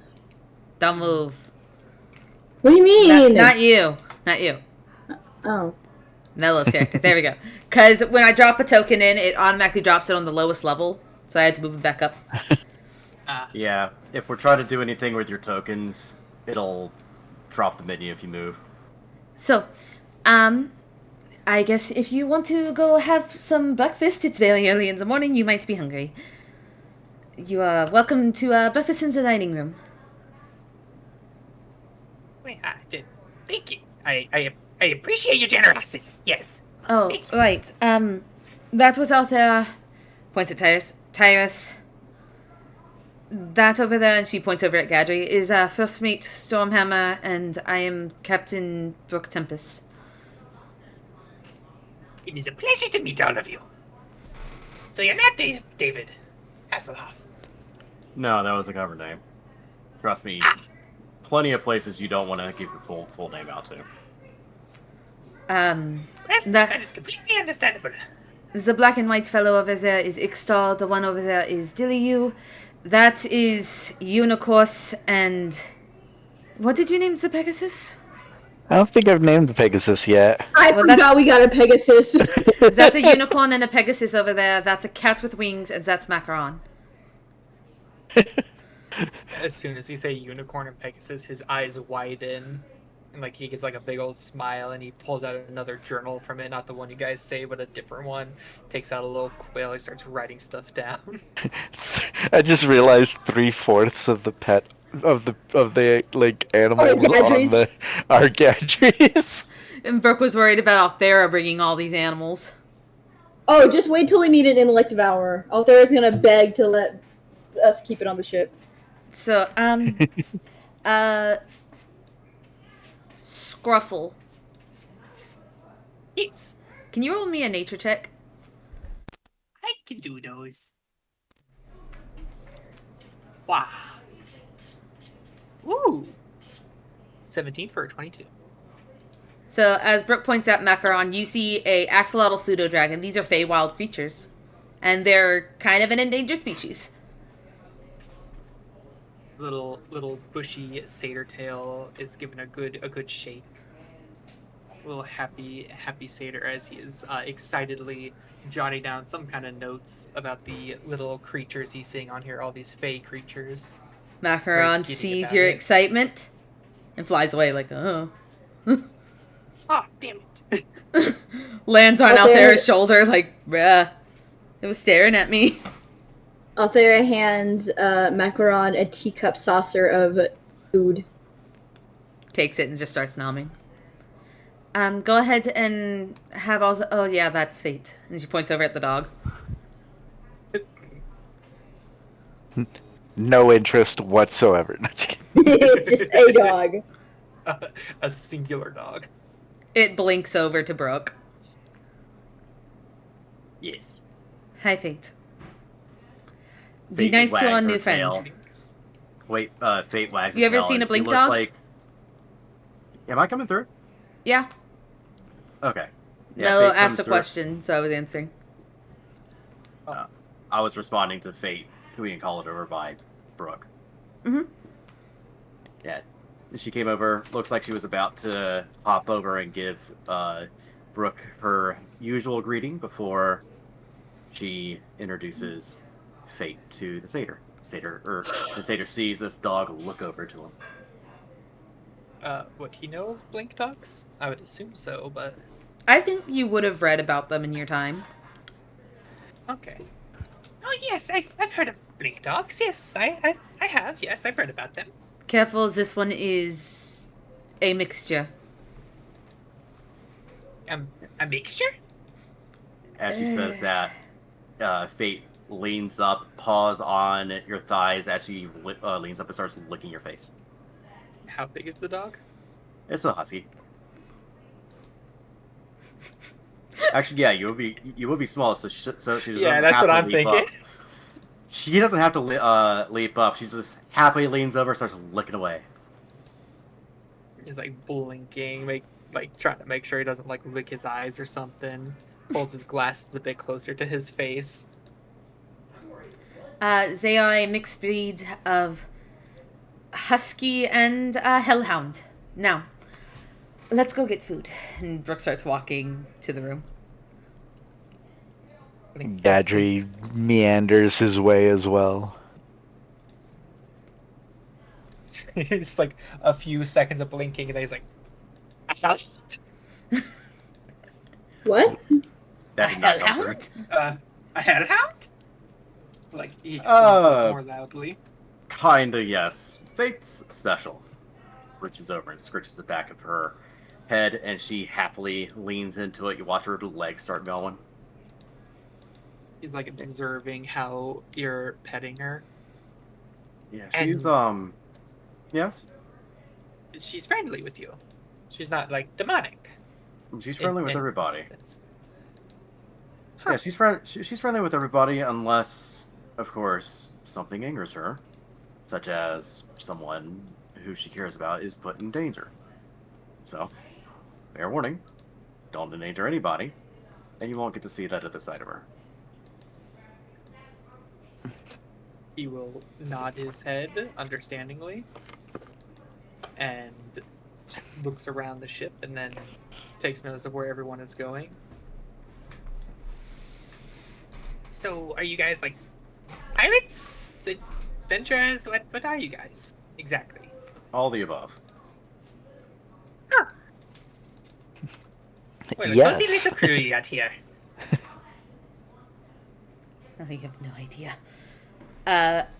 Inside of the area, the dining hall, Brooke kind of speaks inside of Althera's mind. She goes, "Do you want us to keep it hush hush that you're a princess?"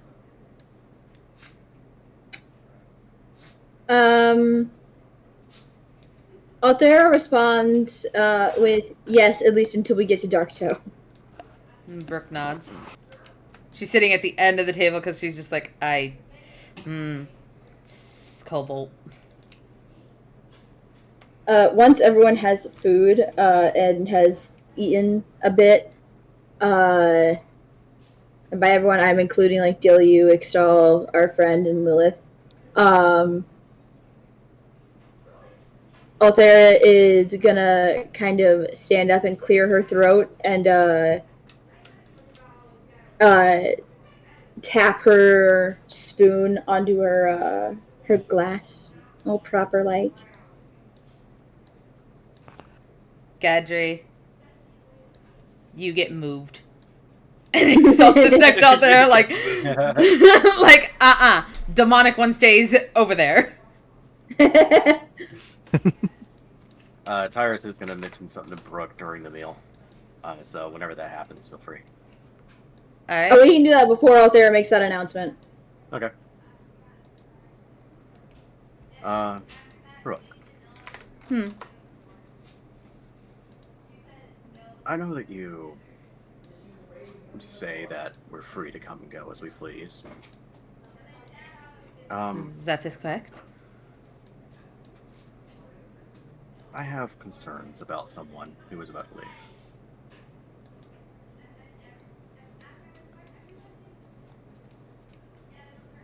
Brooke kind of is quiet for a moment before she goes, do we need to talk somewhere private? I don't know. I'm just concerned. We can talk later. Alright. And now Brooke is going to eat her meal with anxiety. How's So- that different from any other day? God damn it, Harris, you're ruining the flavor! Brooke's just sitting here thinking, someone wanting to leave. Yes, they can come and go as they please. I said that. And now Brooke's thinking like, great, you know who it is? It's probably Gadry. I kissed him and now he wants to leave. I told Tyrus that we're friends and now he wants to leave. Everyone that I care for always leaves. And she's just sitting there eating food like, okay, that's fine, we can talk later. Oh, bro. Don't worry, it's not important. Thankfully. Now, But yeah, yeah. you get to do your speech as everyone starts convening tea. You see Zorat hasn't come up, and neither has Diglis. Cider does let you know that they are sleeping in. Though Zorat, she's unsure if he's actually sleeping.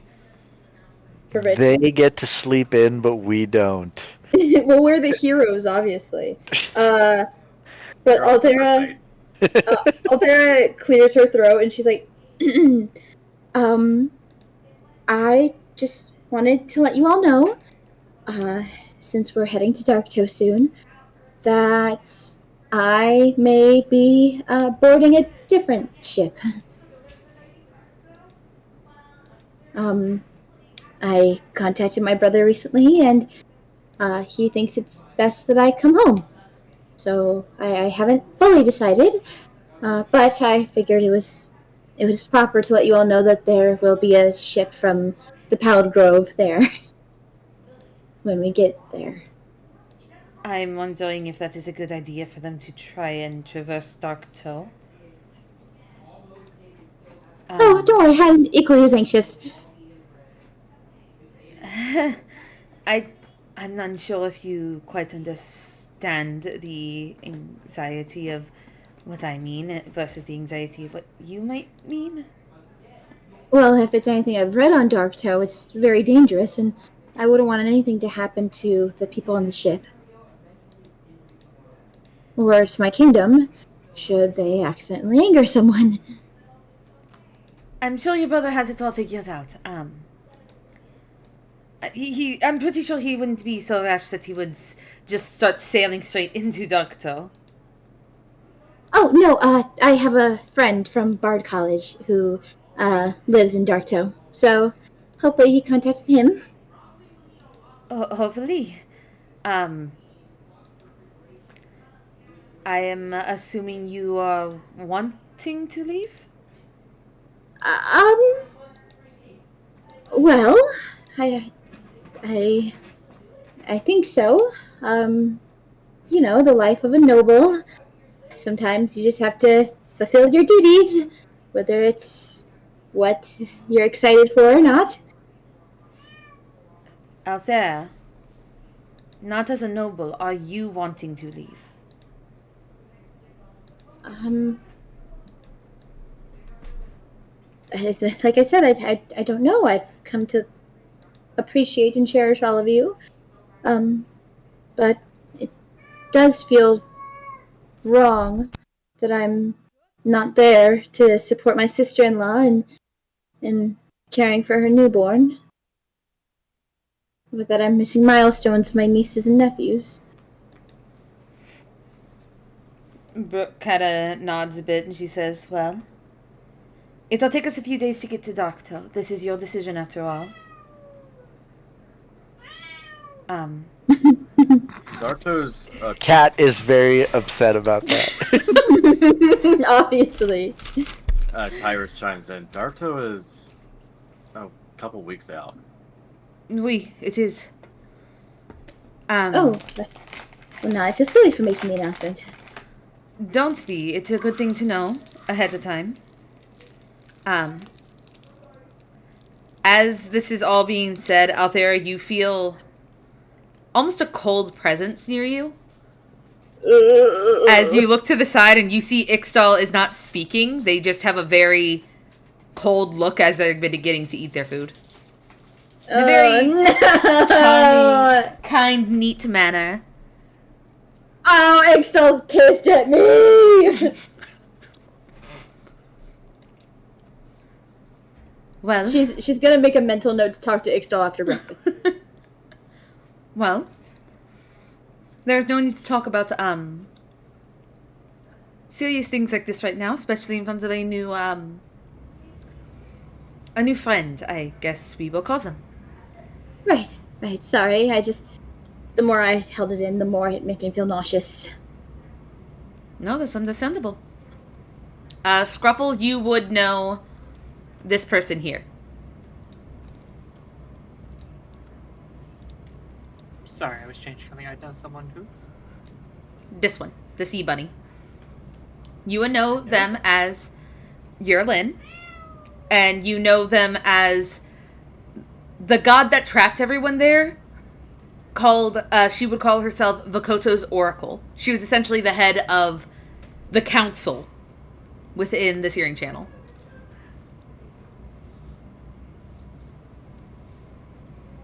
He's eating his food, but his little slit eyes, because his eyes are like almost pure white with like black slits, very typical of other goats, like actual goats. The horizontal slits. Yeah, the horizontal slits are just Sounds like a weird staring dance. right at her.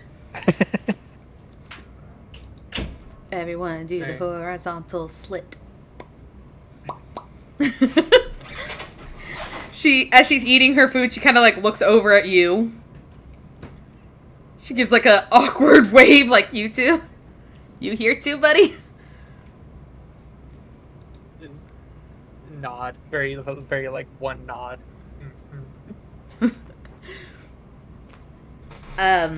Yerlin kind of like sits up a bit and goes, so, do we know, who all is coming? I know that Thyrin and Zorat is coming with us to Darktoe in order to get a new ride. Is anyone else coming with us? She kind of like looks over straight at the goat. Like not even hiding it. She just looks directly at him. Will you be joining us? What name do you think your character would have given himself in a land that he does not remember? Goaty McGhostface. Goaterton. You know what? Why not? I am unsure of what your true name is, but last I heard you were Goaterton. First name Bob. Bob Goderton. Ba Goderton. He is a little unsure of how to really respond. He will stop looking right at her, look down at the food in front of him.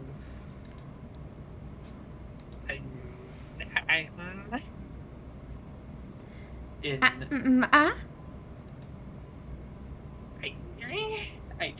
don't really know what I'm doing. I see.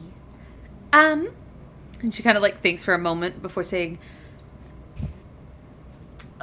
where were you headed last?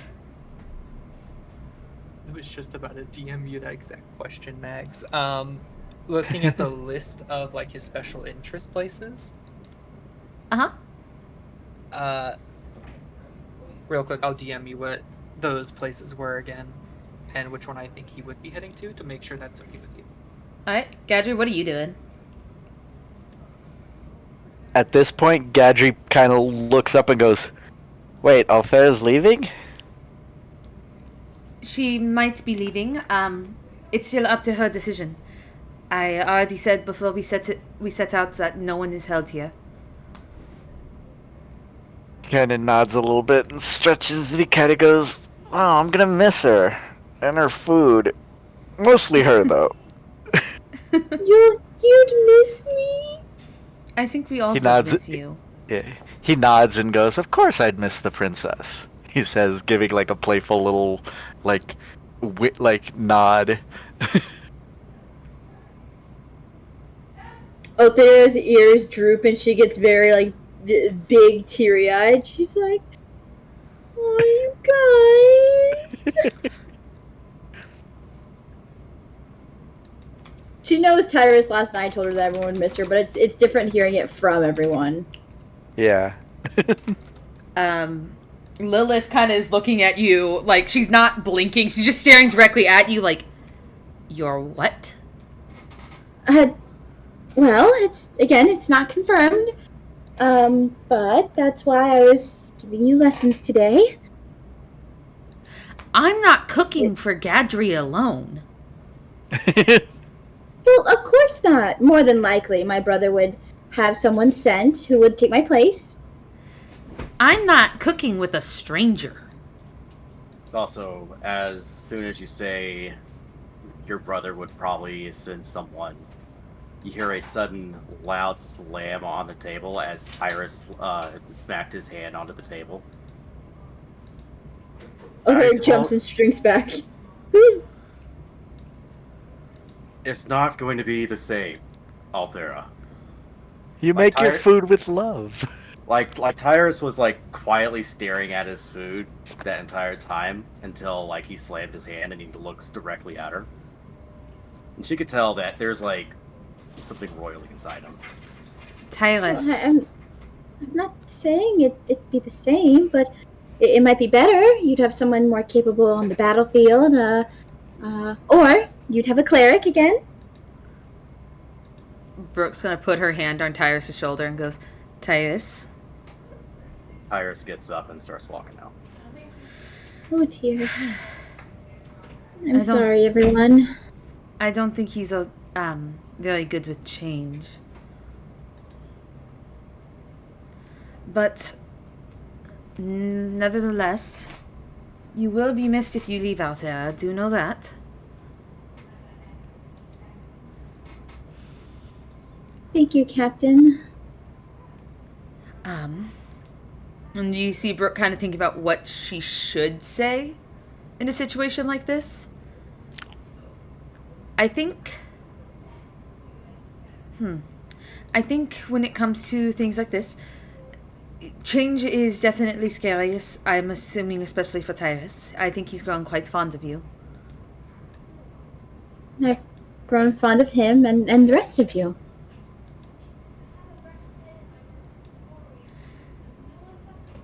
No one can You all are replace the- you. Remember that. Right. Well, I apologize for spoiling such a wonderful breakfast Lilith and I worked hard on. I don't think you spoiled it. I think you just gave us a moment to appreciate the things that we care for on our day-to-day lives. Lilith kind of crosses her arms.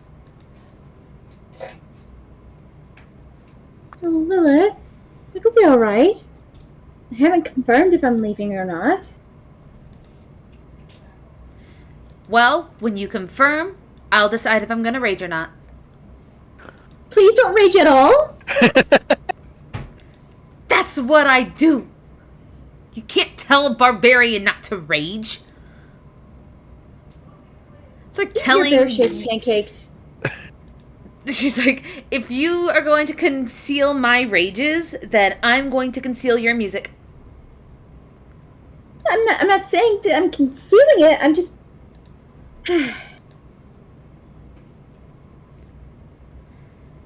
I think that maybe I should go talk with Teos and check in on him. Right. Everyone else, enjoy your food, though. Mhm. And she kind of like points over to Scruffle. Make him feel at home. Of course. And you can explain to everyone where you are going. And she stands up and starts heading out. Other's gonna ask Scruffle all types of questions about himself. Glance at Ixtal every now and again, like, are they still pissed? Are they still angry? They're just eating their food. Is the cold still there? Yes. Well, that's well- all I should need to know. The well-practiced, upset uncle, upset aunts, but very quiet, not saying a word. You think cold. your upset cold is something, Althera. This is a new level. It's 1,000 years of the practice. I'm cold. scared. You should be. So, Scruffle, explain where you were heading off to. Well,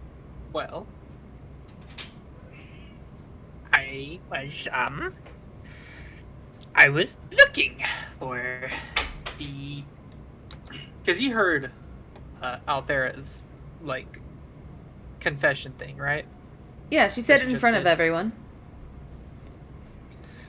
He's a little hesitant to say, but he, after a bit of mumbling, chewing on his lip, I was looking for the Pallet Grove, actually.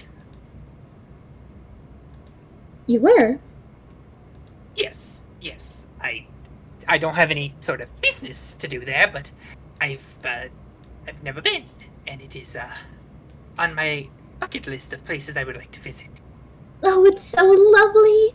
I mean, it's definitely not what it used to be, but oh, it's so beautiful. There's these flowers that no matter what season, it looks like they've been painted with frost and oh, and the gems and the architecture. Oh, it's so pretty. As you're like saying all this, you can see he has pulled out his notebook again and is writing what you're saying down very intently, like word for word. I see. Yes, I was on my way there. I figured, after my most recent report, I'd set out, see what I could discover, and I seem to have gotten caught on my way there. Yes. Our bad, says Cider. We kind of we kind of sunk your ship. I know. I'm glad enough that I was able to keep my most precious belongings. So much work done. We're gone, though. At the bottom of the sea now. Yes, I do apologize. She kind of like has a sweat drop because, for what you know, y'all were attacked by whales. Y'all were attacked by monstrous creatures in the ocean, and they came and saved y'all. And now she's sitting here like, we sank it.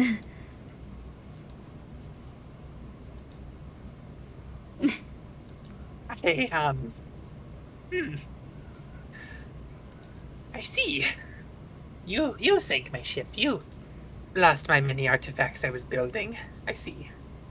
Yes. He's gonna like take a drink. I do apologize. We were not in the right of mind. Well, after having my own memory altered as such, I can, I guess, understand somewhat. I at least got to keep my most precious of belongings, though, like I said. And he holds up two tiny little bags. My most precious ones. Well, I am glad that you were able to find them. Yes, I am glad he did nothing to any of my belongings. I never know what sort of things people would do with your belongings when you aren't around. Oh no, He all didn't get any he scratches on them, right? all he Vakota wanted was stuff. He was very greedy. He just wanted to have it there for the sake of having it there. Well, at least he had a good haul for a bit. It's mine now again. Aww. It's not his anymore. And he will proudly put his bags back into his pocket. They're tiny little bags. Well, I'm glad that he didn't ruin anything major. From what I noticed so far, I'll have to have a good look at everything later, at some point.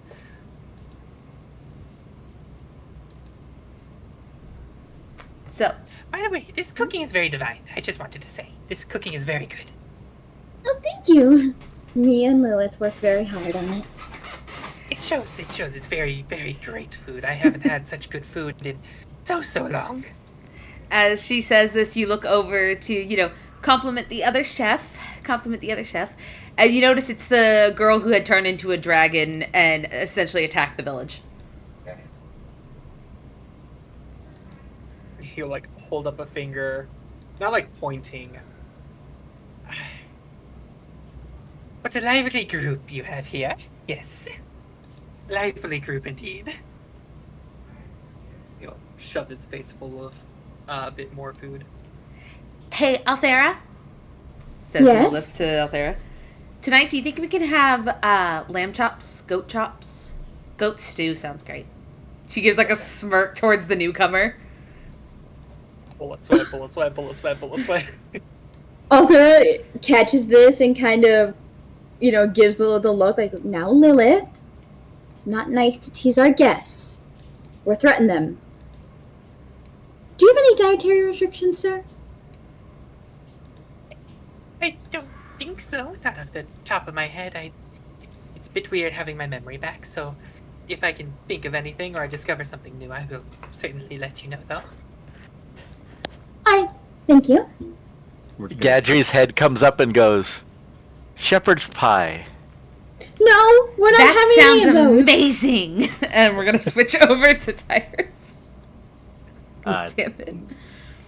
Brooke, as she exits to look for Tyrus, don't really see him right off the bat, but after a bit of looking around, passive of 15, you do notice that he is sitting and up in the crow's nest.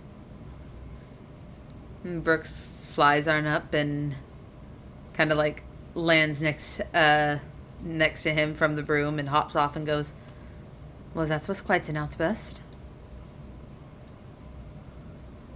My apologies.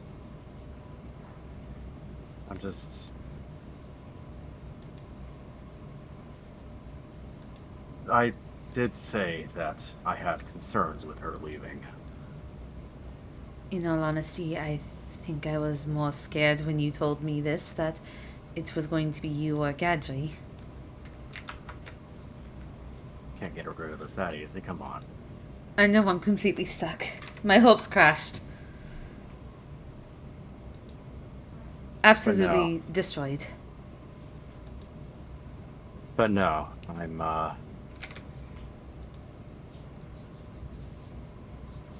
there's some concerning things that she's told me about her brother. She nods. The suitors. The suitors. Yeah. And the fact that he's so hellbent to try to get her there. They have been a concern of mine as well, but it's... You see Brooke, like, trying to form words. It's hard to... Are you from... You're not from royalty, correct, Tyrus? Not that I'm aware of, no. But I have met some royals. Regardless of whether or not it's a thing royals do. It's not right. It's not right. I It know. hurts to even hear her suggest that should do this and we should just accept someone else in her place. I don't think I'm ready to accept another person in her place. I'm just getting used to her after all. Harris gives a nod. I don't think I'm ready to see someone like her go.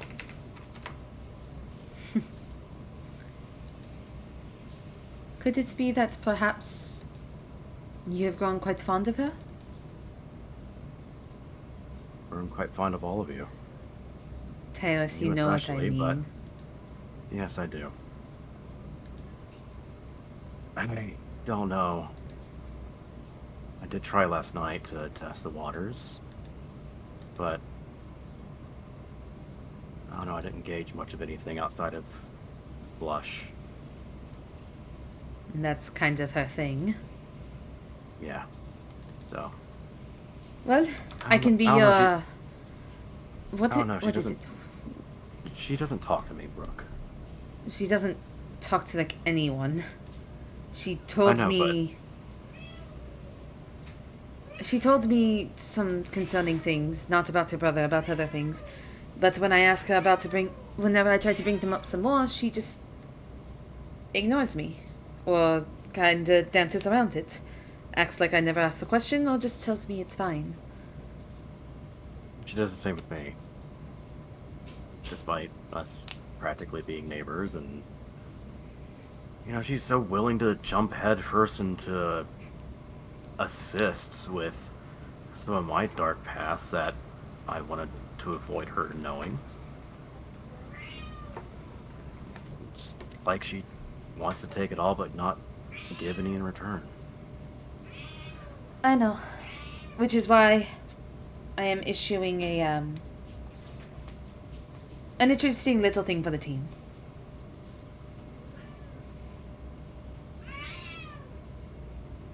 We'll be talking about it later today. Gives But, a nod. for now,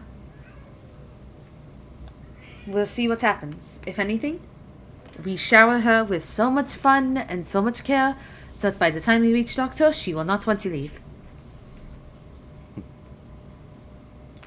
But she kind of places a hand on Tyrus' shoulder. You do know we can't make her stay, right? I know. That's not the thing that concerns me. Excuse me. The thing that concerns me is why she's leaving. And that just doesn't concern... It just... Not just concerns me. It angers me. Like...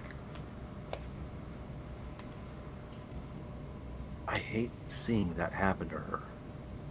The thought just... I mean, I've seen you get upset with people. I want to say it feels somewhere close to that. I don't know what you're talking about. I'm cool as a cucumber. You know who I'm talking about.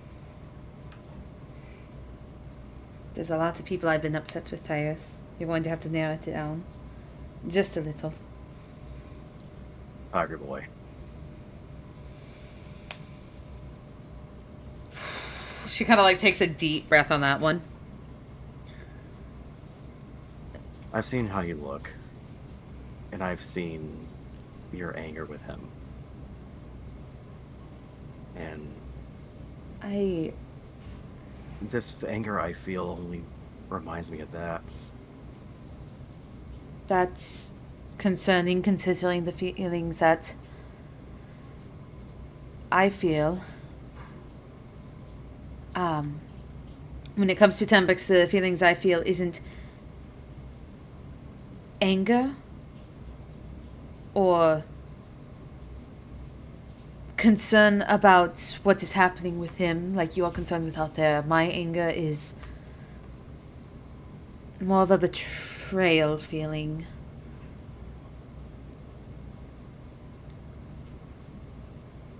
I don't know. Yeah.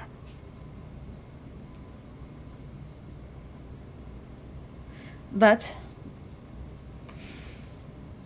if she feels as if she has to go because of royal duties and that it would be better if we had someone else, then we will simply just make her feel like she is one of the most important people on the team.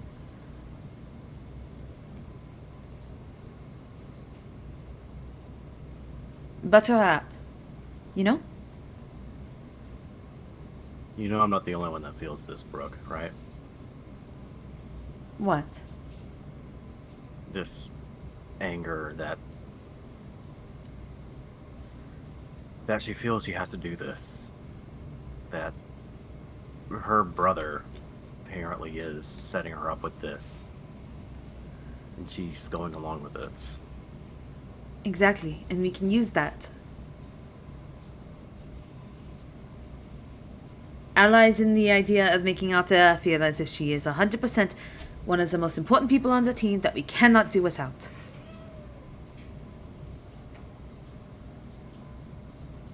I'm trying my best. Hey. What do you want to do with that anvil? Let's focus on something a bit easier. After all, Doctor isn't for... What was it, 18? 18 days? About that. Give or take concerning the weather. She kind of looks up at the overcast skies, since it is still the winter.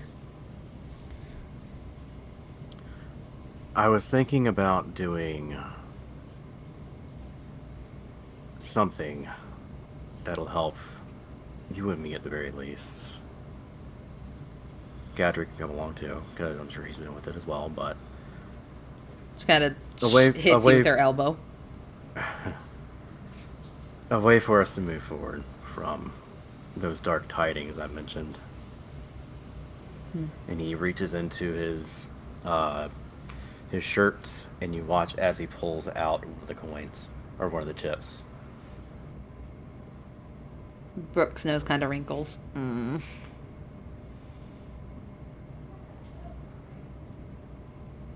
You know,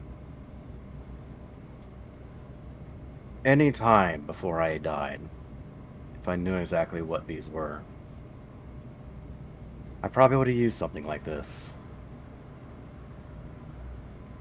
But when I was one, and I know what it's like being inside there, I can't see myself doing anything but hoping that I can do something for the one within. So, I was hoping you, Gadri, and anyone else who was willing to join can help me fulfill that. And I can try talking to the Raven Queen. might be of use, because I'm sure you can probably guess what I'm going to use the amble for. Brooke thinks for a minute. See her, like... You can tell she's not thinking, like, I'm being super serious thinking. She's just kind of, like, tapping her chin. She goes... If you drop the anvil on Gadri's foot, I swear to God, Tyrus. Do not break the paladin. I'm not looking to do that. You can As tell funny as that she's would be. joking at the moment. Yeah, he tries his best to give a small smirk, but at the same time, like, she could tell, like, this is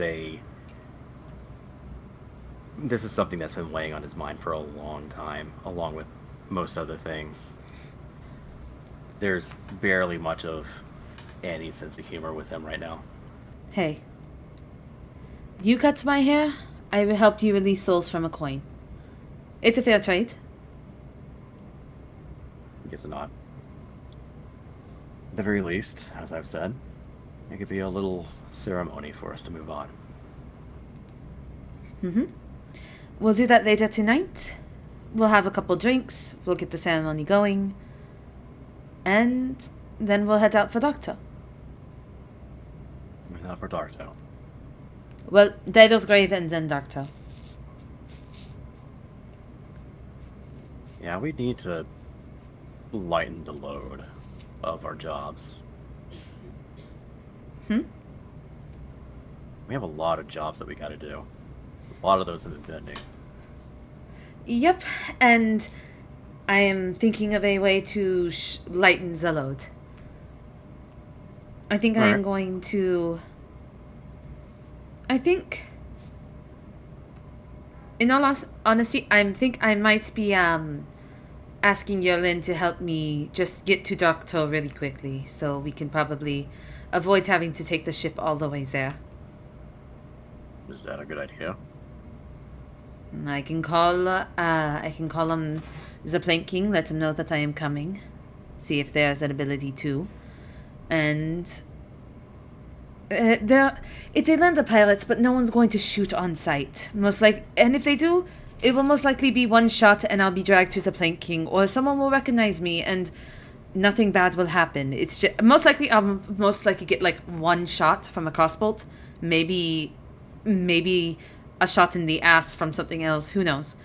But I don't think I'm going to be killed. And if it means getting that damn letter from my mom to the Plank King quicker than the, 55 days I've already been in charge of this stupid fucking note? It shouldn't have taken this long. And they have contacted. It's the mailing system. It takes a while to get places. They still contacted asking about the letter, so I'd rather get it done as fast as possible.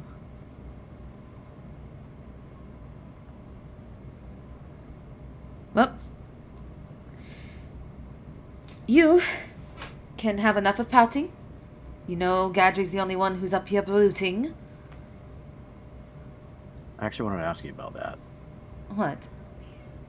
Speaking of lightning alone.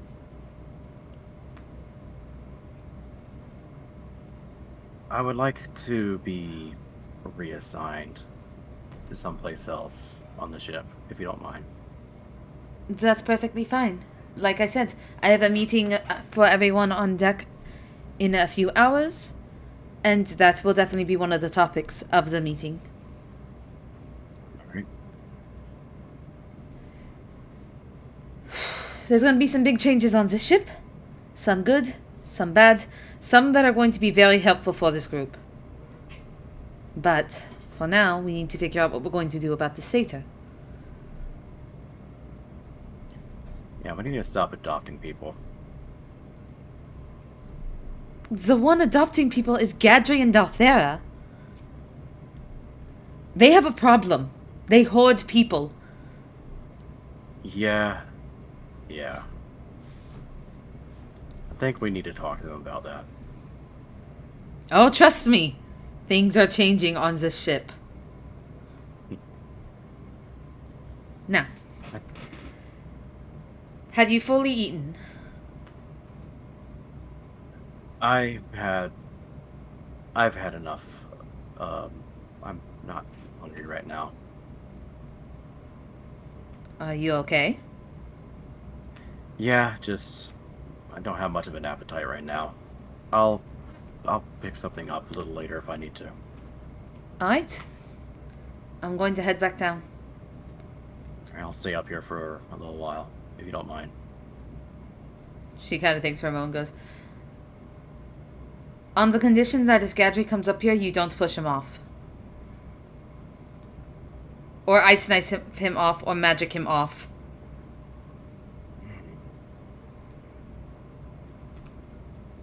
I'll not push him off. Or ice knife him off. I would Tyrus? rather I won't push him off or any of that, but if you don't mind, I just like some time alone, please. So if you It's could a probably go rope elsewhere. ladder up the to the crow's nest, right? Yeah. Pulls the rope up, and she gets out her broom and flies down. Okay. Thank you. She's gonna go back into the dining hall and go, alright, has everyone gotten acquainted? Shepherd's pie.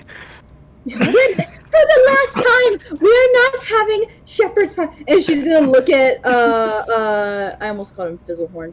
Scruffle Crown. I swear that he's normally our crew's normally much nicer. Oh, hi, Captain. Is What? Tyrus doing okay? He needs a few minutes. He's kind of mulling over feelings, but to let everyone know that there is going to be a meeting on the ship at noon. Looks over at Scruffle, and we need to talk about you.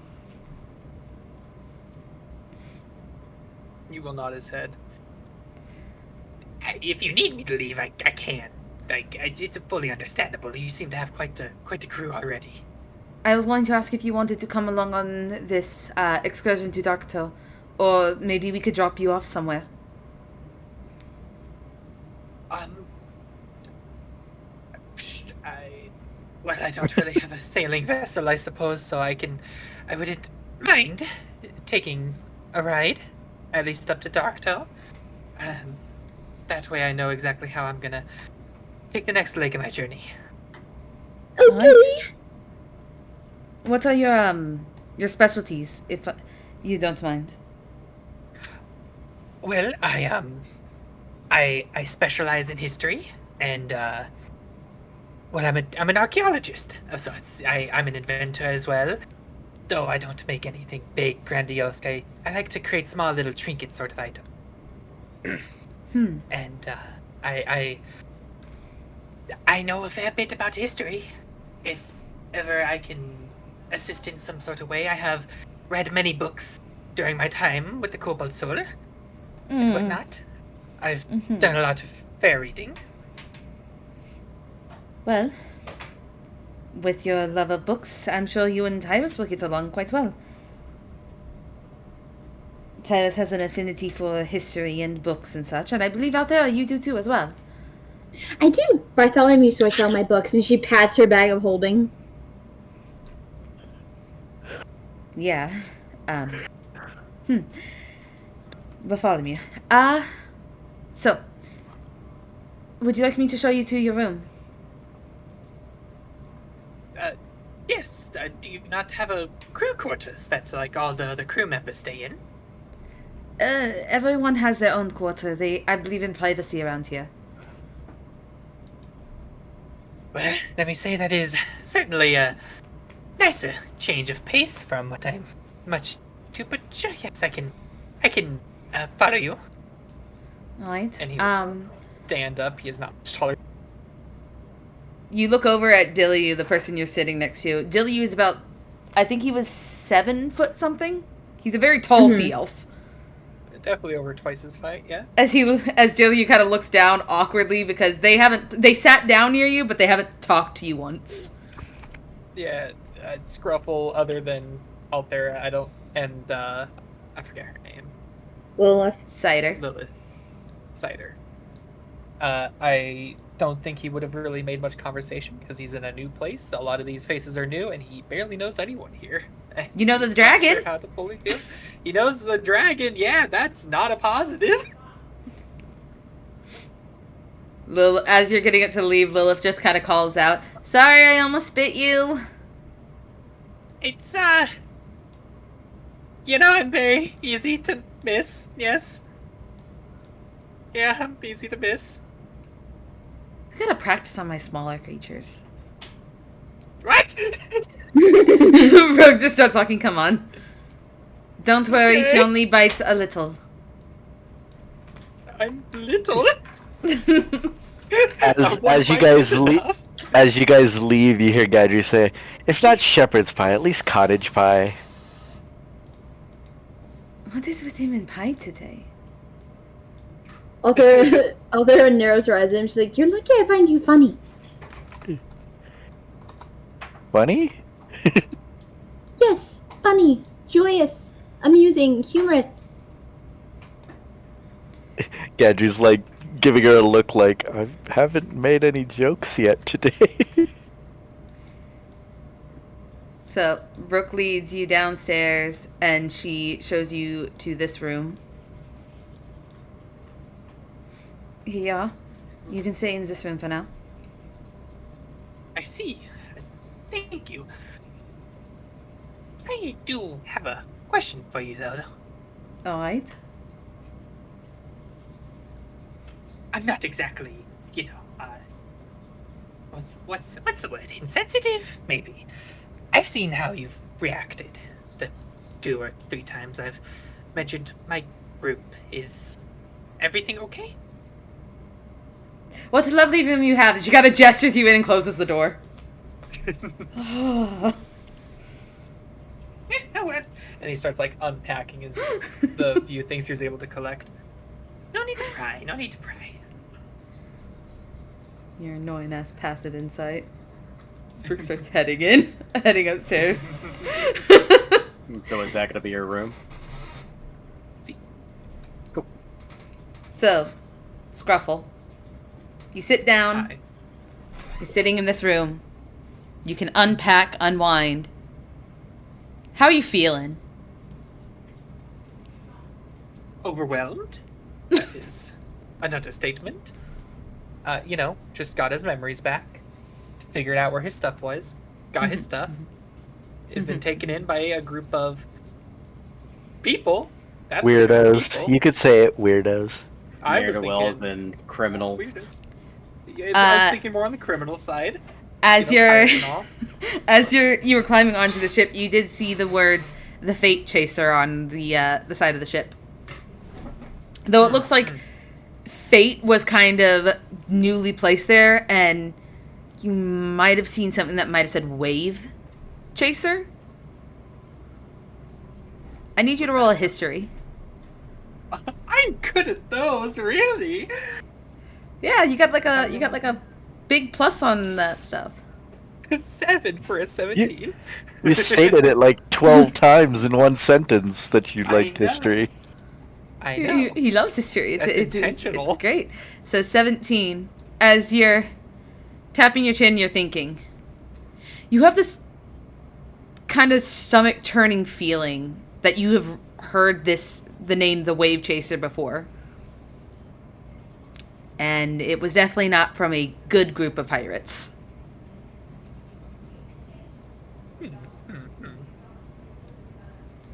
Okay. And you are now That being down. taken to the land of pirates. Essentially, the island of the Pirate King. I gotta write that down. Dun dun dun dun dun dun dun dun dun. And you are unsure if the Cobalt Soul is welcome on that island based on Brooke's reaction. Hmm. You know, Who with a knows? 17, you It's would a know that the Wave Chaser was was captained by a tabaxi that does not seem to be here.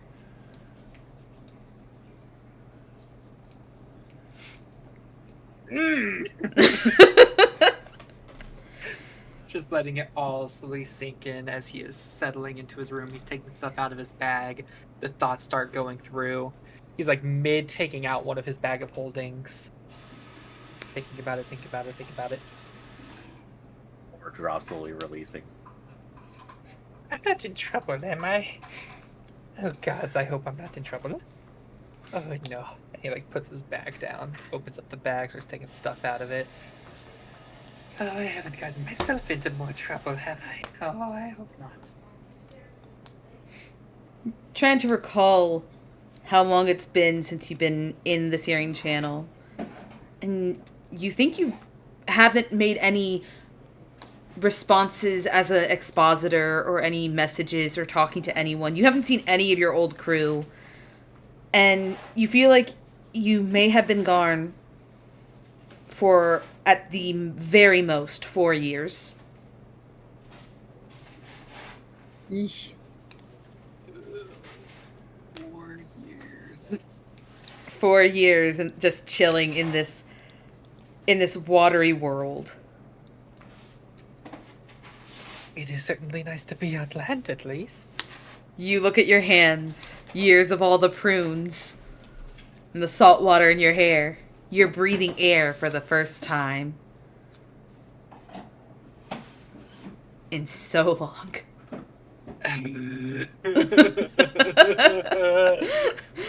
And you begin to cry. little fur ball on his bed. He's just gonna. Is it sad? Is it happy? He doesn't really know what kind of tears he's crying, but he's crying. I feel like it's a good mixture. I think he would definitely have some happy tears mixed in that he's finally free from the watery hell, where he doesn't even remember anything. It's been so long. Oh god, what if they've written him off as dead or something? They could have written you off as missing in action. They could have written you off as a traitor. You don't know what's happening. Yeah, yes, no, absolutely no clue. But, you know, you're on a boat. Yep, I'm on a boat sailing to Pirate Island where... Who knows if he's gonna make that out alive. Watch as soon as we leave the Syria channel, his sending stone's just gonna get like that backlog of messages that's been collecting for 4 Ping, years. ping, ping, ping, ping, ping, ping, ping, ping, ping, ping, ping, ping, ping, ping, ping, ping. Oh god, make it stop! He's like trying to bash it against something to break it, like, stop!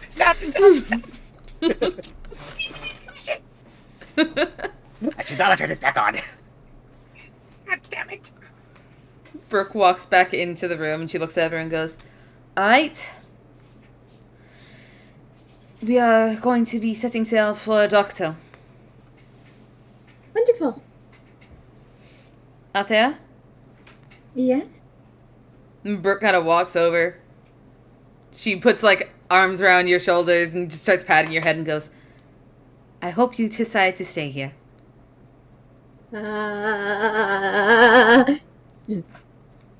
face going bright red, gay panic setting in, like.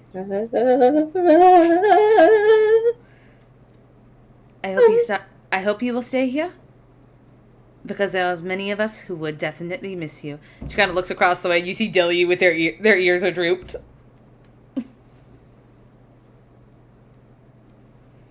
Oh, Dilly, it's okay. Every single person at the table looks disappointed except Gadry. Cider's just kind of sitting here like, I'm here. She's like, yeah, well, thank you, Captain. Ixtal, would you like to help me clean up? See Ixtal, like... you see Ixtal, like, sitting there. Seems to be doing their, almost like pushing their cuticles down with a knife. Sure, darling. I'll help you clean up. Great. And she starts cleaning up the dishes with Ixtal, sending them down the dumbwaiter, so she doesn't have to carry them all the way downstairs. We have a dumbwaiter? Yeah, I was about to say, we don't have one of those. I have What? a name, you know. I thought we had a dumbwaiter because I'm like, does Althera just carry the food each time? Lilith We do helps. So the ship does have a cargo hole that the dining table is sitting on. So like there are like slits you could probably slip it through. Althera's gonna commission Tyrus for a dumbwaiter next, or Ruby, or whoever she needs to commission for this ship. She makes a mental note. But as she's taking these dirty dishes down with Ixtal, she's like, Ixtal, you aren't cross with me, are you? With you, yes. With your brother, yes. With everyone else on this ship, all but Tyrus, yes. Oh. I haven't decided on if I'm going to leave or not. I just thought it would be best for everyone to know. I think I'm more upset at the fact that you are deciding to leave under the assumption that, for some unknown reason, you are replaceable to the team.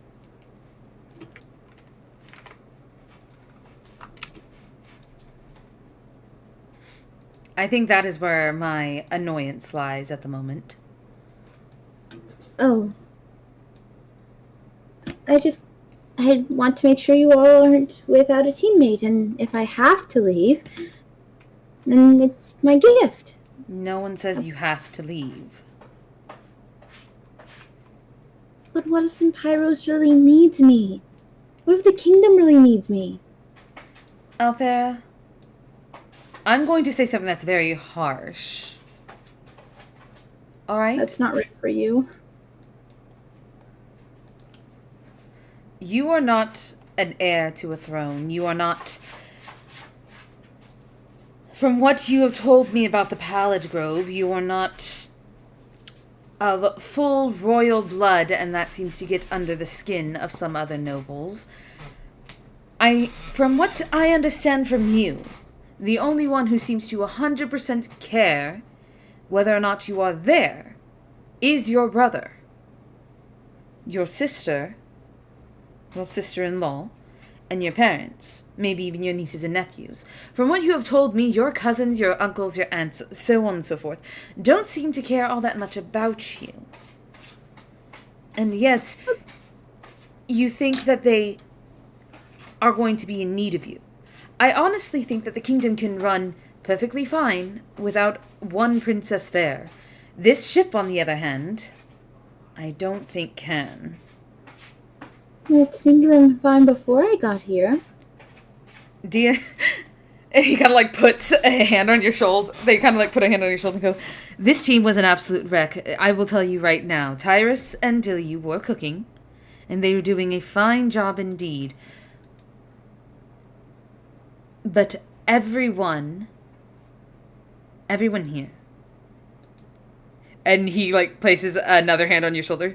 Everyone here Oh, lacked the calm that you have, lacked the kindness you have,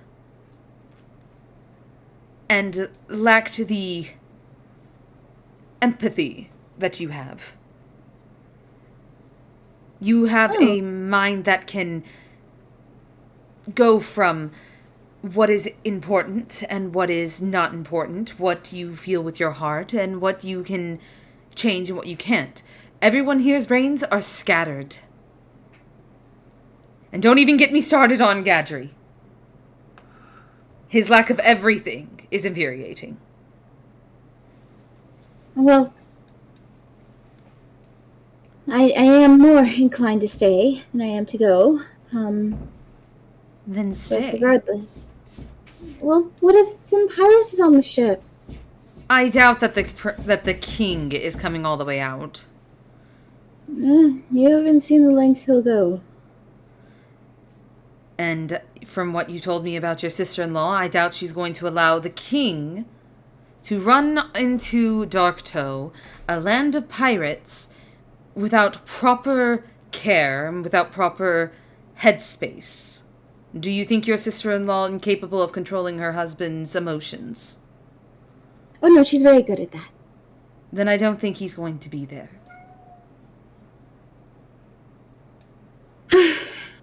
Right. Well, and regardless, we'll go to the Powder Grove anyway. I need to be there in Eventually. time for courting season. There are too many couples that I have neglected while I've been away. Eventually, I don't doubt we will be going to the Pallid Grove. In fact, I would like to go see the Pallid Grove. I would like to see what they have done with it so far. Thank you for the talk, Ixtal. If you don't get some damn self-preservation and confidence on your abilities here, I swear to God, I am going to take a puff of facial powder and beat it into you. What do you mean self-preservation? I think I'm pretty self-preserving. They gotta look at you like, dear. Self-preserving 92% of the time. You need to be self-preservating 99% of the time.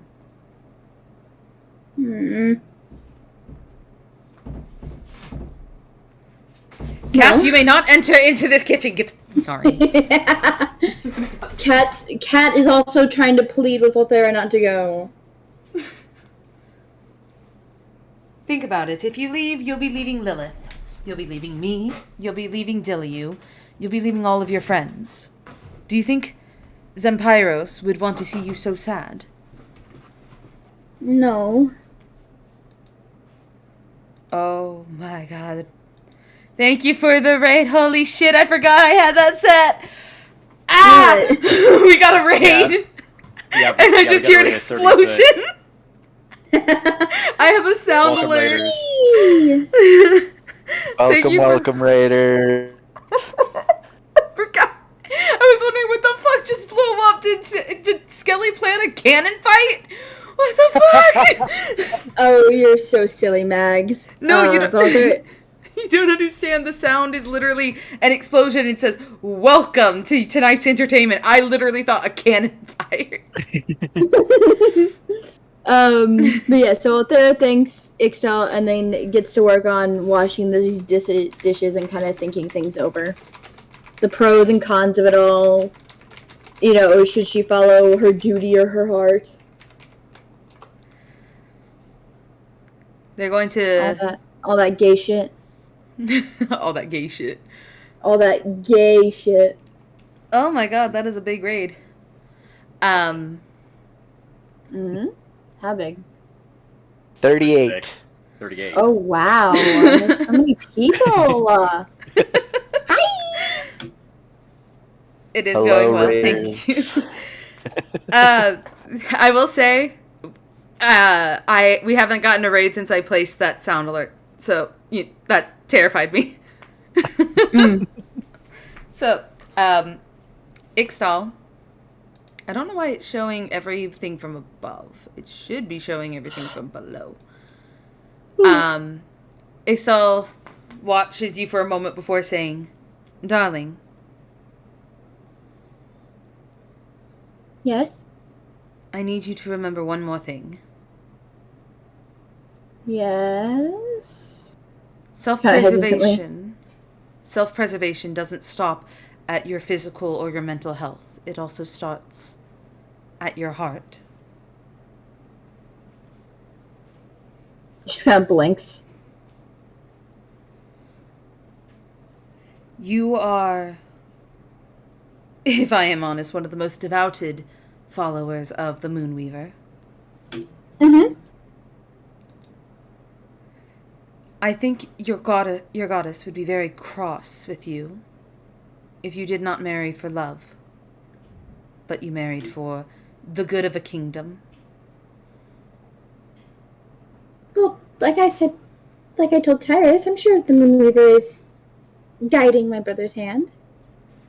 Is your brother a follower? He didn't used to be. When I was around 10 years old, he became a fairly devout follower out of nowhere.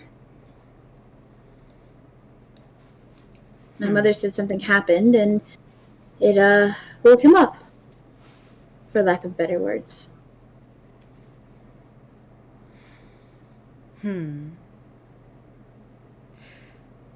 I think perhaps maybe you should ask your goddess if she is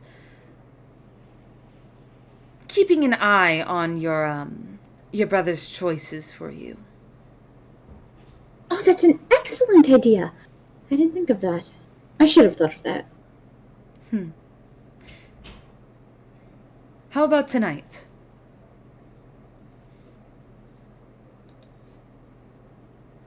Under the moon? Yes! Yes! Tonight sounds perfect.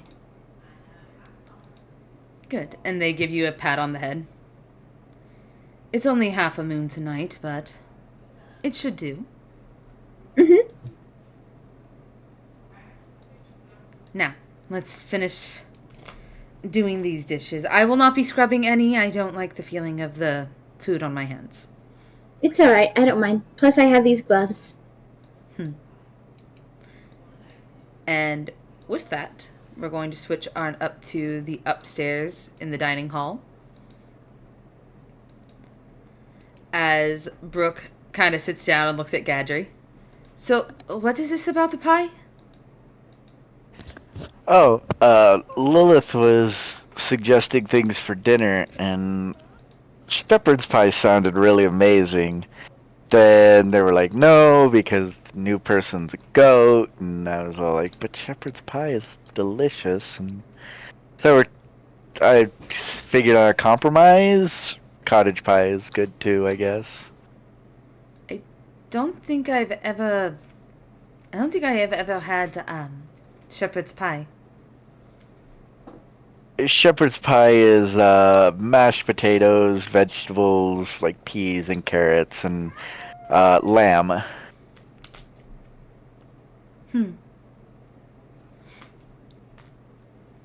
I know I've definitely had mashed potatoes, and peas and carrots, but I don't think I've ever had lamb.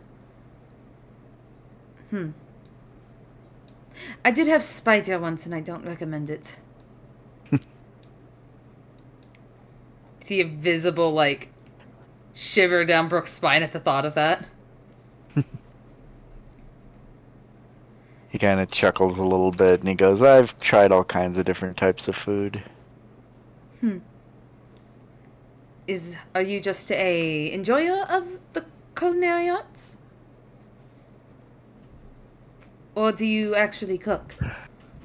He kind of takes a breath, and he goes, well... That's Cat trying to run from your cooking. He kind of takes a breath and kind of goes, well, growing up, never knew when our next meal would come, so just kind of grew to enjoy any type of food we could get.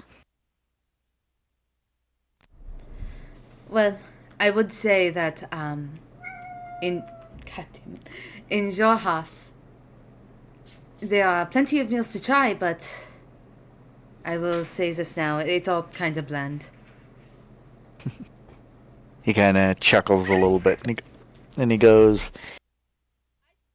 "It's not about the food; it's about the experience." How do you feel about the dark? Sorry, say again. How do you feel about the dark? He kind of tilts his head a little bit and goes, "I don't know." Are you afraid of the dark? Being that you can't see in it. He kind of chuckles a little bit and goes, "No, no. It's not. It's not the dark that gives me worry and pause. It's what might be in it." Brooke thinks for a moment and goes, bland food. I can say that for sure. He kind of chuckles a little bit. Food is food.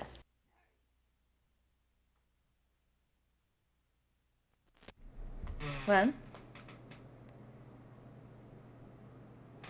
you see Brooke kind of think for a moment before Lilith goes, so we're not eating the goat.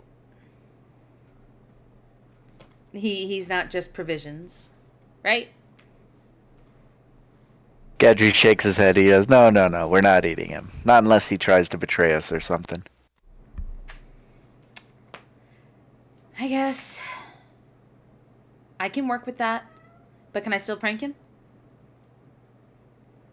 Non-lethally. He points. Have I pranked any of you lethally yet? He kind of laughs a little bit and he goes, "Listen, I'm just making precautionaries here." Listen, if anyone needs to, chill out with the pranking bits, you should probably talk to Tyrus. I mean, look at Brooke's forehead. And Brooks pauses. What is wrong with my forehead? Kind of Lilith? looks and he goes, "You got a white stripe there." She looks to Gadget and goes, how long have I had this? Not too long.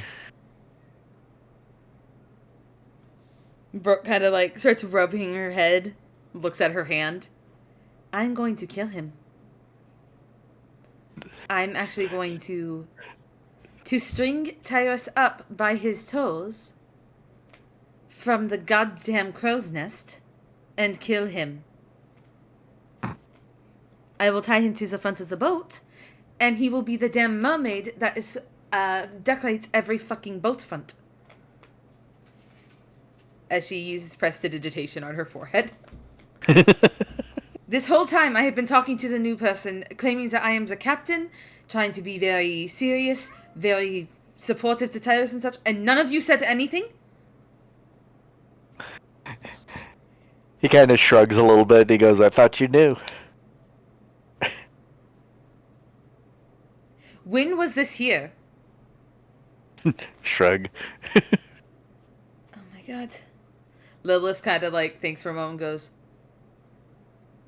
Dilliu, didn't you say something about a stripe last night? And Dilliu kind of stops mid-chew, on the last bit of his food, why are you dragging me into this?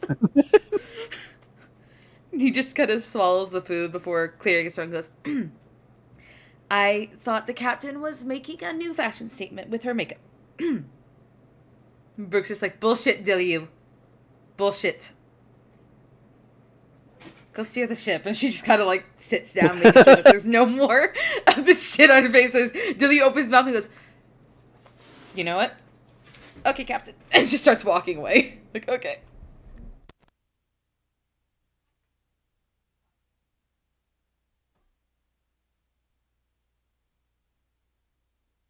Well, don't everyone talk at once. Cider kind of clears her throat and goes, I think I'm going to talk with I believe he said his name was Scruffle. I'm gonna go talk to him for a minute. Maybe see if Tyrus is okay.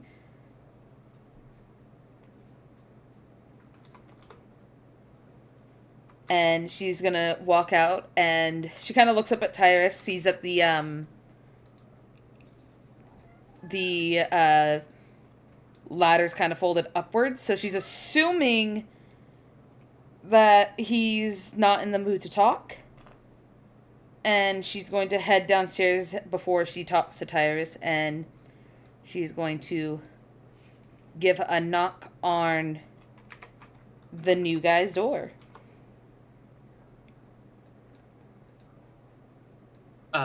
When she approaches the door, there's going to be like the very faint sounds of like sniffles and whatnot. But once the knock happens, you can hear it like clear up immediately. Come in. She opens the door and walks in. Hello. Ruffle is like kind of sitting crisscross on the bed. Bed's certainly much bigger than him, which gives him lots of space to go ahead and just sit and lay in any which position that he wishes.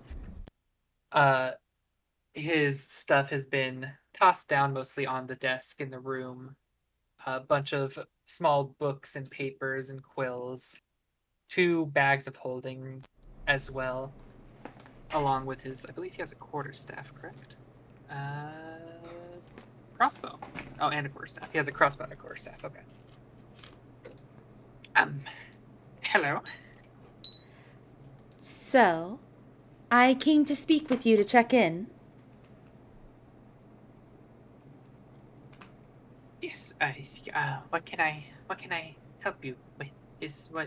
Did you have any like specific questions? Are you all right? Well, I am not going to lie. It's a little weird going from one location after just barely getting my memories back and realizing I've been gone for about 4 years, at least. No, I don't think I'm fully all right, but I'm sure I'll manage at some point. That is very understandable that you are feeling the anxiety. We've all felt it coming out of the trance of Vokoto. Did you have anyone you need contacted? He begins chewing on his bottom lip. He's like thinking on if he should reach out to the Kobold Souls, if he should wait to do so. Mags, I don't know if we ever discussed any connections he might have had to anyone back in the organization. I don't think we have. I don't think we've discussed any major connections at the moment. Okay. Maybe we'll have to talk about that. Memory's a sometime little after foggy. Stream. I don't think we have. We'll talk about it after stream or something. Yeah, Like, your not memory's today, just but still at a some little point. foggy. If anything, I might have to reach out to my group, but I don't know if I'm ready to do that quite now. I think I'd rather settle in so that I can give a better update on what has happened so far. Mm-hmm. I imagine that they might presume I am just missing, or rather maybe dead. Who knows? It's been so long. Do you maybe have a wife or kids or anyone like that I should contact? No, I don't have a wife, children, partner. No, nothing like that. You never married? No, I've never married, never been interested in that sort of thing. Yeah, Huh. never seen a need to. Well, that is understandable. You know, he kind of like nods his head as he's talking. talking, he's beginning to like collect his long ass beard and like pulling it up towards him, kind of like letting it pool into his lap. Is there any questions about this crew that I might be able to help answer?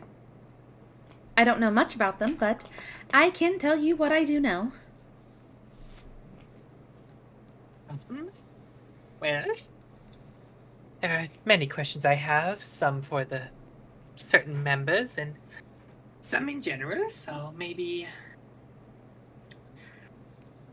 How long have they been sailing, do you know? She thinks for a moment and says, I believe with my talks with Dilliu,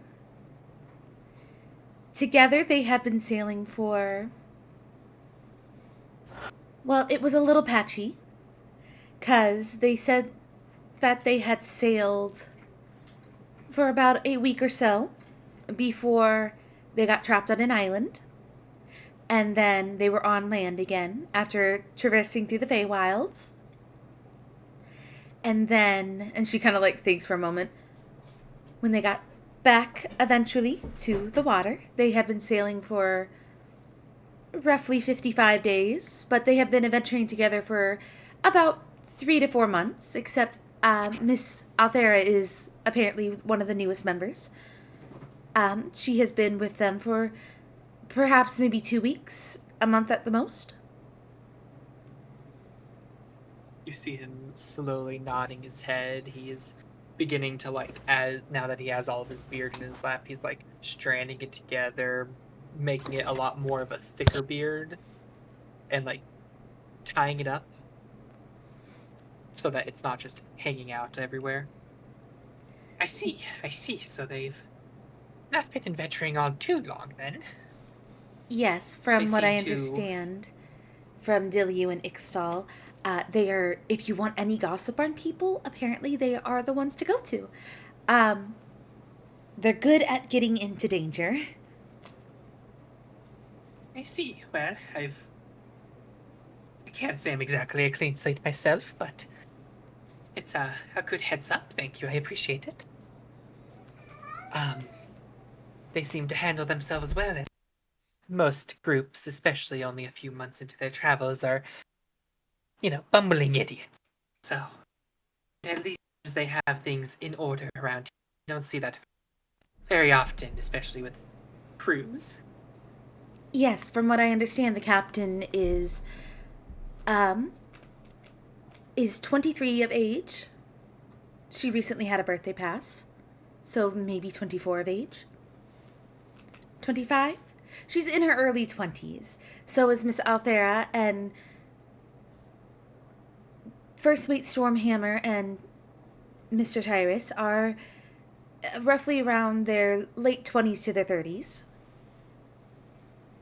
Dilliu is about 50 years old. Ixtal is calamity old, and Lilith is 14 years.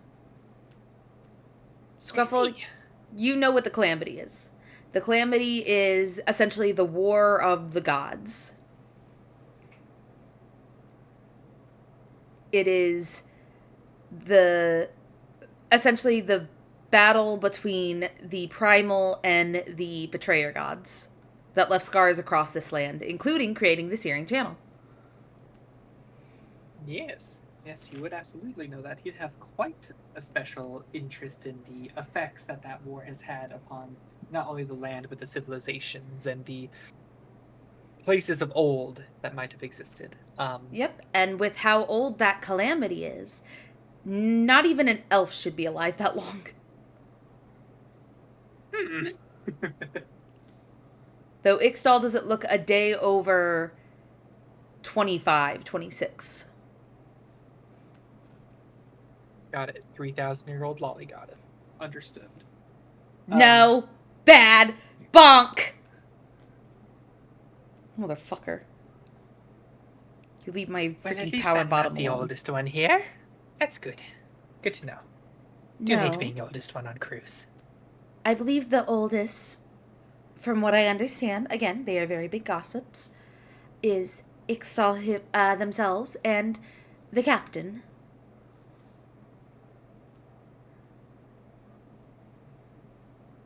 The captain is the oldest? Or one of the oldest? One of the oldest, soul-wise. I'm not sure how that one works. But physically, she is one of the youngest, but soul-wise, apparently she is one of the eldest. And the other one that it resides within the captain is also older, though they are roughly soul-wise. She kind of like uses like like the whole like finger thing of like quotation marks. Soul-wise, they are the same age, I guess. Hopefully you will not have to meet Lady Pestery. She is quite rude. Souls are very fickle things. I understand why they can be a little muddy-watered. I guess body-wise, I would be, probably the third oldest in that sense. Seems I'm certainly older than the four who found me. How old are you? Oh, I guess since it's been about 4 years, I'd be around 43, maybe 44. It's in that range. You are definitely one of the oldest. Yes, thankfully not the oldest. So good enough to know.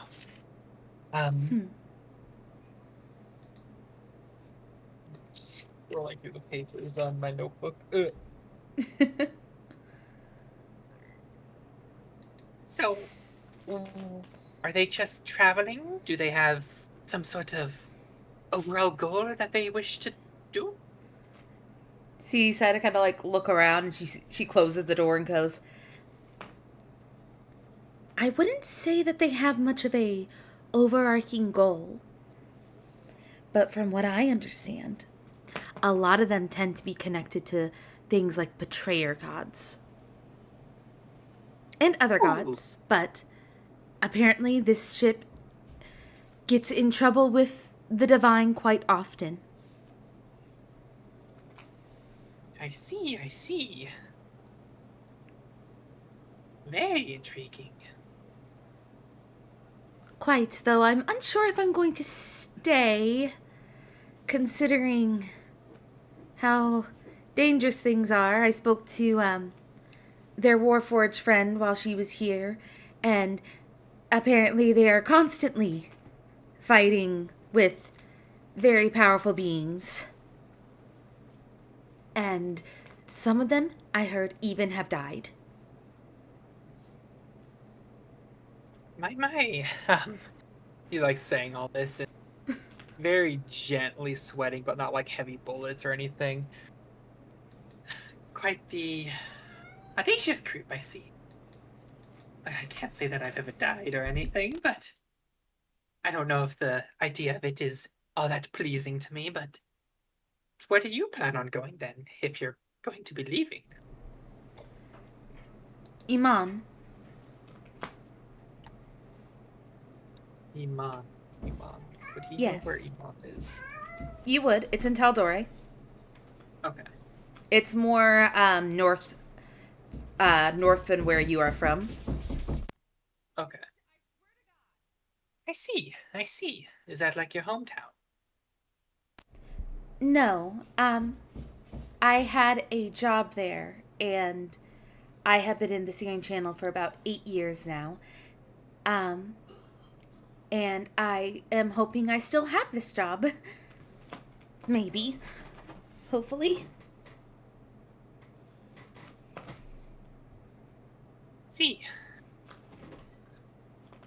I see.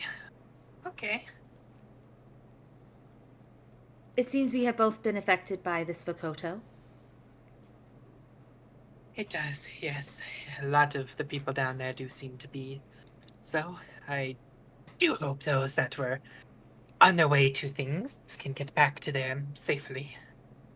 She nods and kind of thinks for a moment before she reaches into her bag and pulls out a flask and says, how about this? A toast to... I'm gonna kill this cat. Hold on.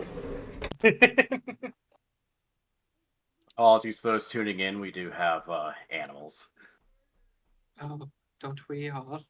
Also, I sent you a message. I No, see it. All right, cool.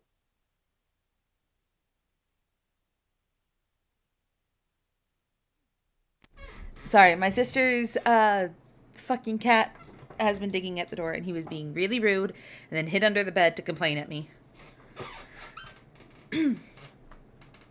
How about this? A small toast to new Vokodo-less beginnings. I can agree to that. Yes. He She will holds out the take flask. Does he have a flask of his own? I would believe so. Yeah, he's got a water skin. Okay. He'll hold out his own and No, she's holding out like an alcohol flask. oh, an alcohol flask. Yes, she's essentially being like, let's have a drink A drink. real quick. He will accept. He will drink to that. And I'm gonna drink IRL too.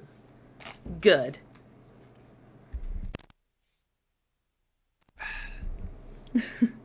She gives a smile as she takes her own sip and goes, well, if you ever need anything, and she kind of like thinks for a moment, premonition wise, tarot card wise, just all around, maybe talking about big feelings. I am a actual certified therapist. So, if you ever need to talk, just let me know. I'm sure the captain will bring it up soon, but just putting it out there. I appreciate it. And if you ever need, I don't know, some sort of gear or a small trinket you want made, I can offer my services as well. Oh, I think you will work. I think you will have a very nice time here talking specifically with Lilith. She definitely loves trinkets. Where's she now? Yes, though do be Lovely. careful. She does have a habit of grabbing things without essentially asking first. She's very sticky fingers. Well, you did say she was 14, right? So 14 and a dragon, so. he's like, yes. Oh, I know that second part. Oh, I know that second part. Takes an But- extra long sip of his drink for that one. But you do share a room right next door to her. Huh? So I'm sure we've a lot of fun. You'll have plenty to talk about. Have a good night. He like blinks a few times as she says that she's like right next door to him. Have a good night. She walks out and closes the door, leaving you to realize you live next to a dragon. I am next to the one who almost ate me. Oh dear God! He starts What? crying. Just melts into a puddle. Oh, the gods, what have I done? She kind of like looks up at the crow's nest and she just kind of thinks for a moment and goes, no. When he is ready to talk, he will talk. As she moves away, she hears in her mind a message. Do you need to come up? I was a bit concerned about your well-being, but if you are not in the mood to speak, it is perfectly fine. We can speak when you are ready. I can talk. Give me 1 second. And after a few moments, she watches the rope ladder slowly be lowered down to her, not dropping to hit her, just like properly just letting it Drops it. 1 second, slowly drops bring it. it down. She falls on the ground. Not moving. Shit! Well, she's dead. Fuck. Yep. But yeah, no, he lowers the ladder for her to come up. She goes on up and looks at him and goes, "Well, I hope you are doing well today." Uh, eh, Eh. that's the best I could probably come up with. Eh is better than nothing. I'm sorry for my outburst at breakfast. It's quite all right. It's quite all right. A lot of big emotions were happening. Yeah, I'm Thank you, by the way, for helping me collect myself in the past couple days. She nods. Well, this might be a new thing for you to hear, but it is going to be my job soon. Glances back door. The captain wishes for everyone to seek therapy. Well, I can't blame her.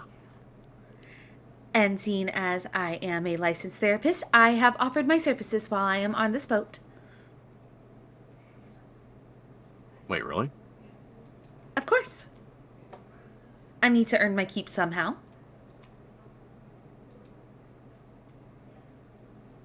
All right. Are we... Should we now, or how does this work? I've never been to therapy. She kind of, you can see her trying not to laugh at the words you were saying, as they could be really fucking funny in another context.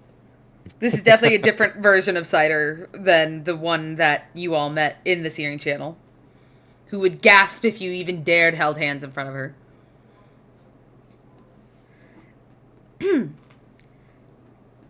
So, when it comes to the therapy sessions, we will be having them within my room, 1 hour a day. And if you need any more time, you will just let me know, and we can extend the sessions. The captain wishes for everyone to speak openly about their emotions.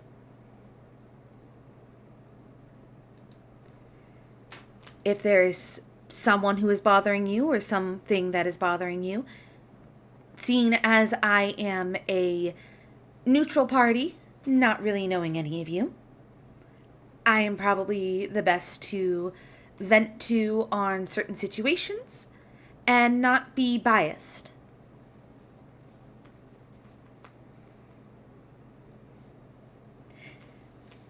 With also my ability to snuff out any falsehoods and snuff out any emotions attached. It is essential that you should know lying should not be a thing you do to me. Well, if we're going to be honest, and I think the first thing that we should cover is the fact that my name is not David Hasselhoff. I am aware. I'm sure you are. I'm just, yeah. Yes. We will be going over essentially the biggest issues that I have seen people-wise, such as your interesting relationship with the first mate. I wouldn't really call it a relationship. It is some sort of relationship when it comes to you two. And your, next we'll probably talk about your,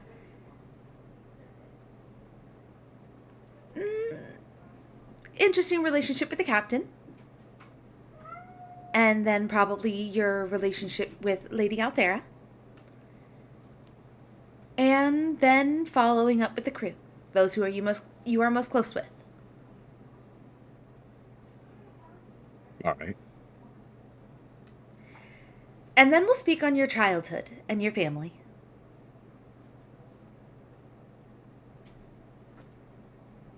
Make sure you have plenty of paper for that. I feel as if for you, I will need lots of paper. For Lady out there, lots of paper. For Captain Brooke, a lot of paper. And then for First Mate Stormhammer, I feel like I'm going to have maybe a pamphlet. A note at best. A sticky note at best, yes. Yes. I'm unsure if he is unable to form words that are in his brain properly.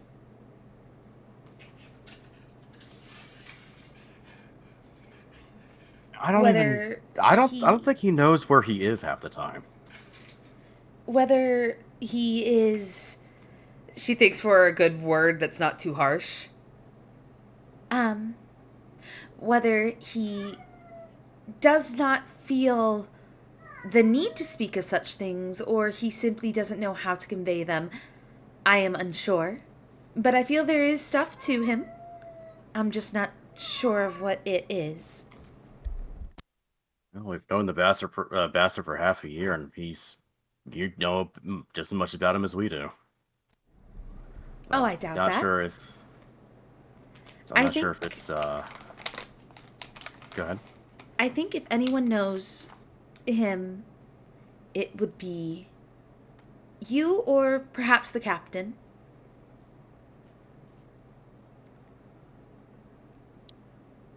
You probably have better chance with the captain. I really don't like the guy.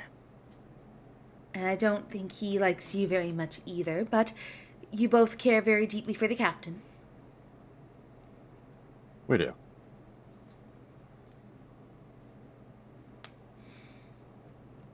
She kind of thinks for a moment and goes, and the captain cares for both of you very much.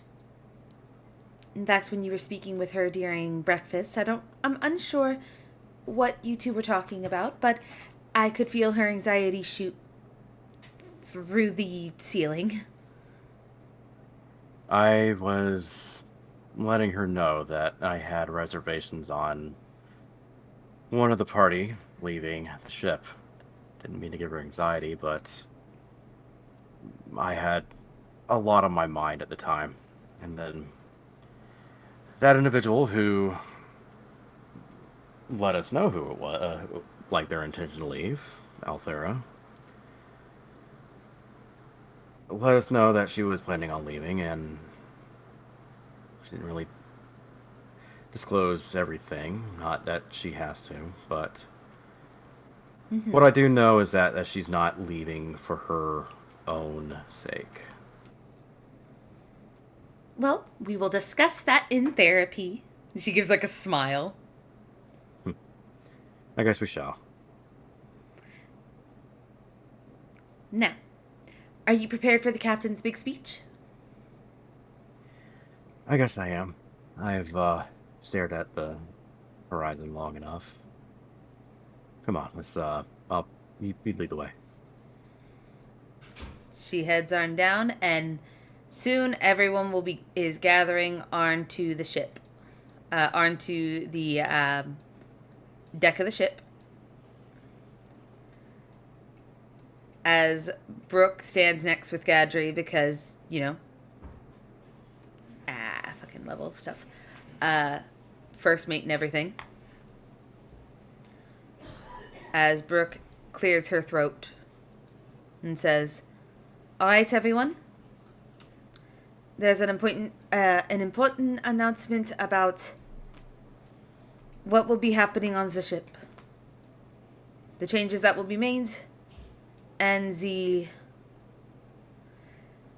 additions. As you know, for now, we will be having a couple of new members. We will be having Thioin, Zorat, Saiter, and Mr. Scruffle. I think you said Scruffle Crown? That's how you pronounce it? Yes. Monsieur Scruffle Crown.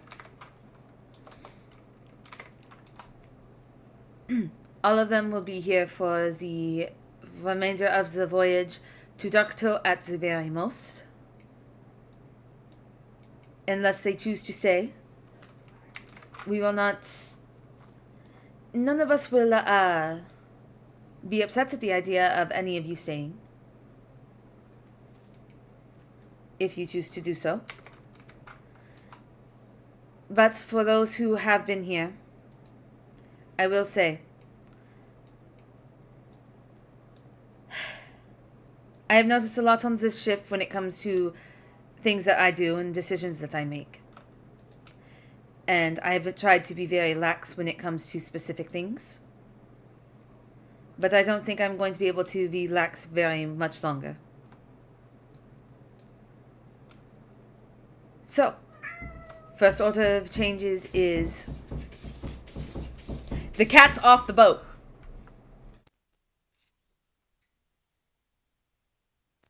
I'm sorry, Nari's really getting on my nerves right now.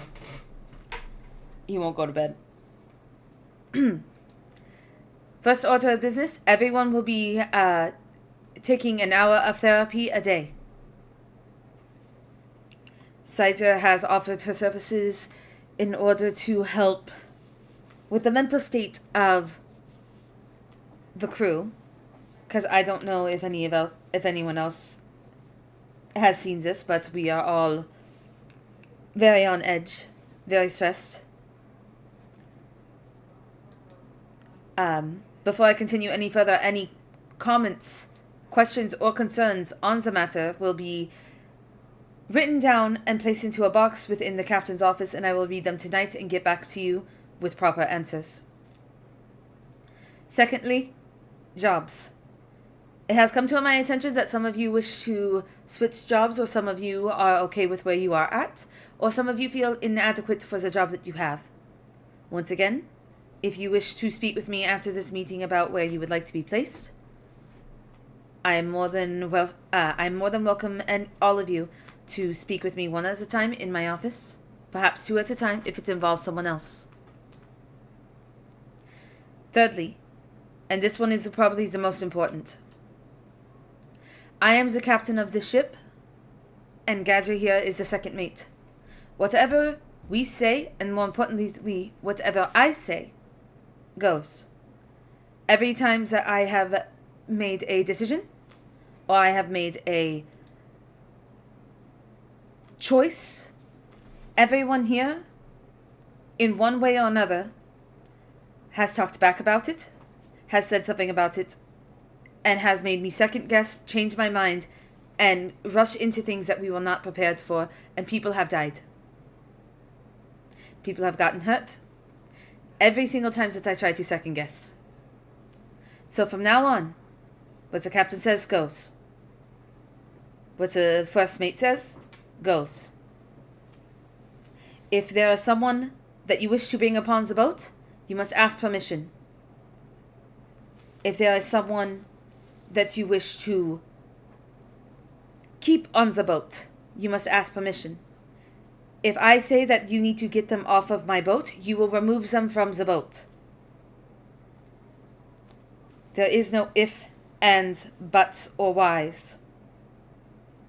If you wish to discuss more on it, discuss it with me after they are off the boat. The incident with Tambrix was a disaster.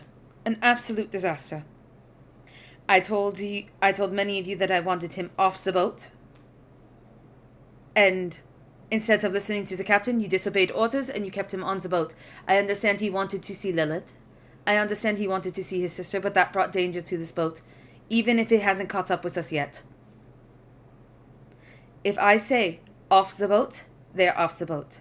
If you cannot handle these rules and if you cannot accept them, then this is not the boat for you. And it's a sad truth.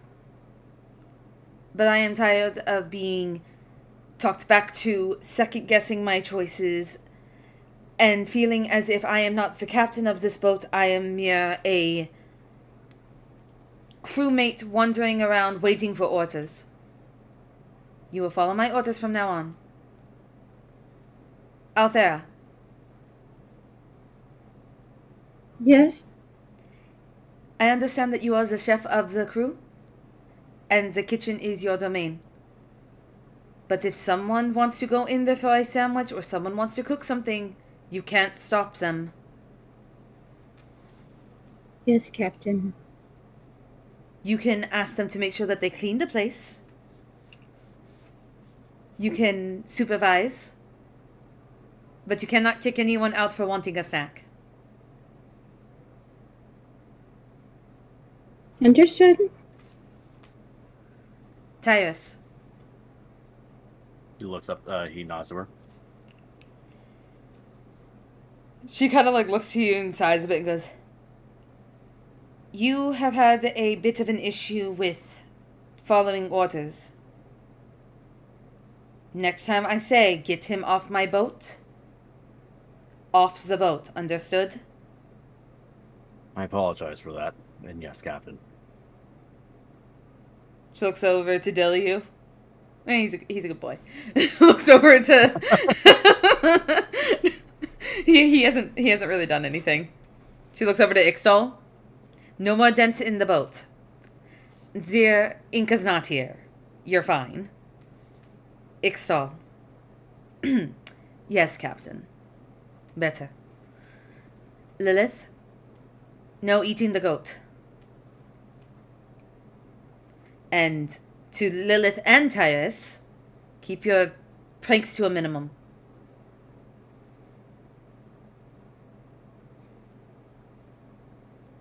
She's looking at both of you for a response as Lilith goes, yes, Captain. All right.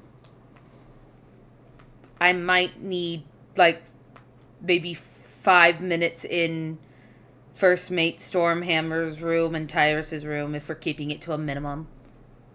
You see Brooke open her mouth and then she stops and goes, you know what? Anyway. Gadry Stormhammer. And she looks over at Gadry. He nods. Yes, Captain. You will no longer be hiding away in the crow's nest for hours on end. I would like you down on the ground a little more, keeping an eye on things a bit closer.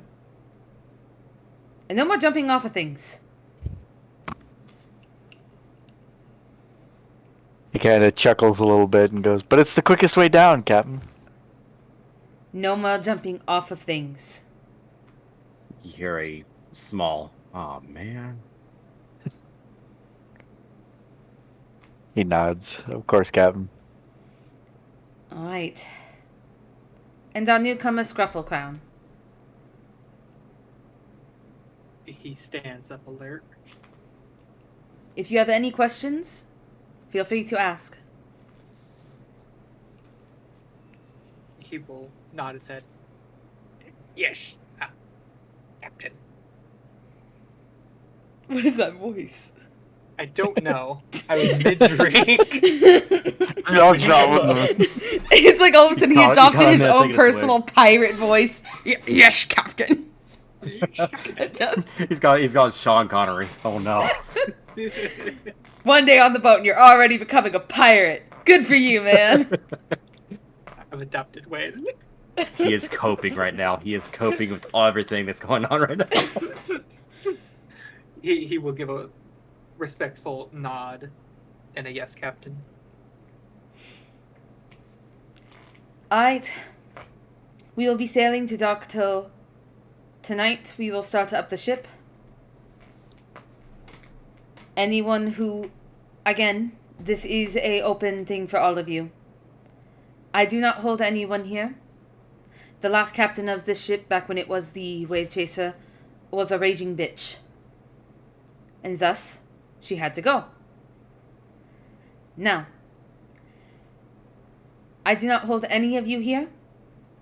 You are free to leave anytime. But I do hope that my crew will stick by my side.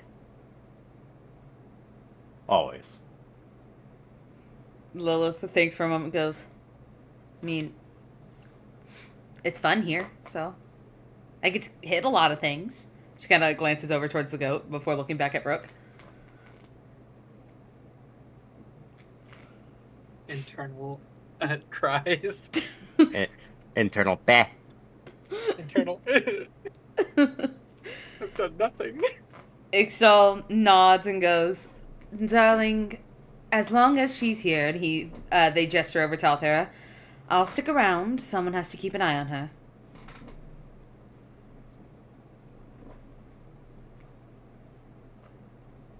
Altair just kind of looks down in a way, but gives Brooke a very half-hearted smile. Brooke looks towards Althera and offers a smile and says, "You are cared for on the ship, every single one of you. Some of you, perhaps more than others." She looks over at Macaron. Macaron nods like, "Yeah, I know. I am number one. I'm aware." Such a spoiled boy. A big old lick across Macaron's cheek. Fate just standing right there, happy. Macaron slowly pushes Fate out of the way like, "This ain't about you." Pushing back, this must lick more.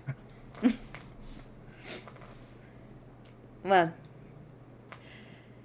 I will leave a box in my office.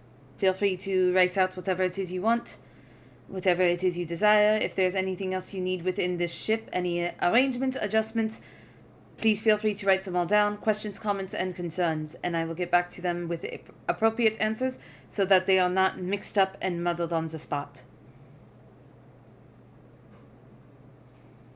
For now, everyone go about your day. Do what you wish. I am going to go to my room for a moment and go over some notes. Tyrus will give her a nod and kind of start glancing about before he starts doing as instructed and setting the sails ready to depart. Gadri, what are you doing? Gadri is going to just meander around the ship, just checking on everything. Alright. Althera, what are you doing? Kimchin. Kimchi? Kimchin. Kitchen. Kimchi. Mm. You're Kimchi. making a big bucket of kimchi. I am. In the kimchin. In the kimchin. Kimchi in the kimchin. kimchin. Yep, exactly. Scruffle, what are you up to? I think Scruffle is going to go down and make sure everything is set up nice, neat, and tidy in his room. Alright. And the team and everyone else starts moving about their respected areas. Lilith is over where Unicourse is, talking about what are some good mild pranks. Ixtal starts checking on shipments. Cider kind of just leans on a rail thinking, great, off on another adventure, here we go. And Dilyu goes straight towards the wheel where they normally are until they are told otherwise. They start checking the ballistas. Yeah. So, because we didn't really get a chance to have our session 0, because I have done the dumb and overscheduled myself, we can call it here and say that when we come back, we'll be picking up on the night that we set sail. All right. Sounds good to me. Yeah, that's fine by me. Unless people wish to sit down and roleplay for like 10 more hours. Every single one of the therapy sessions is role played out. Oh, God. Listen, Cider's a therapist. Max ain't no therapist. But Mags, you're the therapist. I will say, once again, thank you for the raid. That was very beautiful. Very, very beautiful. There's one thing I would like to do, actually. Hold on. Let me finish up Okay. giving explanation. Thank you for the Okay. raids. And for all the players, if there is anything you wish to discuss um, with cider that you would like canon, but don't want to feel as if you're taking up too much time, you can put them in the threads, and we can essentially have a mini roleplay session within for in between the days that we are not, doing this. And then hopefully we'll be able to get a session 0 done. And yeah, Tyrus, what did you want to do before we while leave? Tyrus is setting up the rigging, he's seeing where everyone is, and he's gonna take a moment to go into the officers' quarters, basically. All right.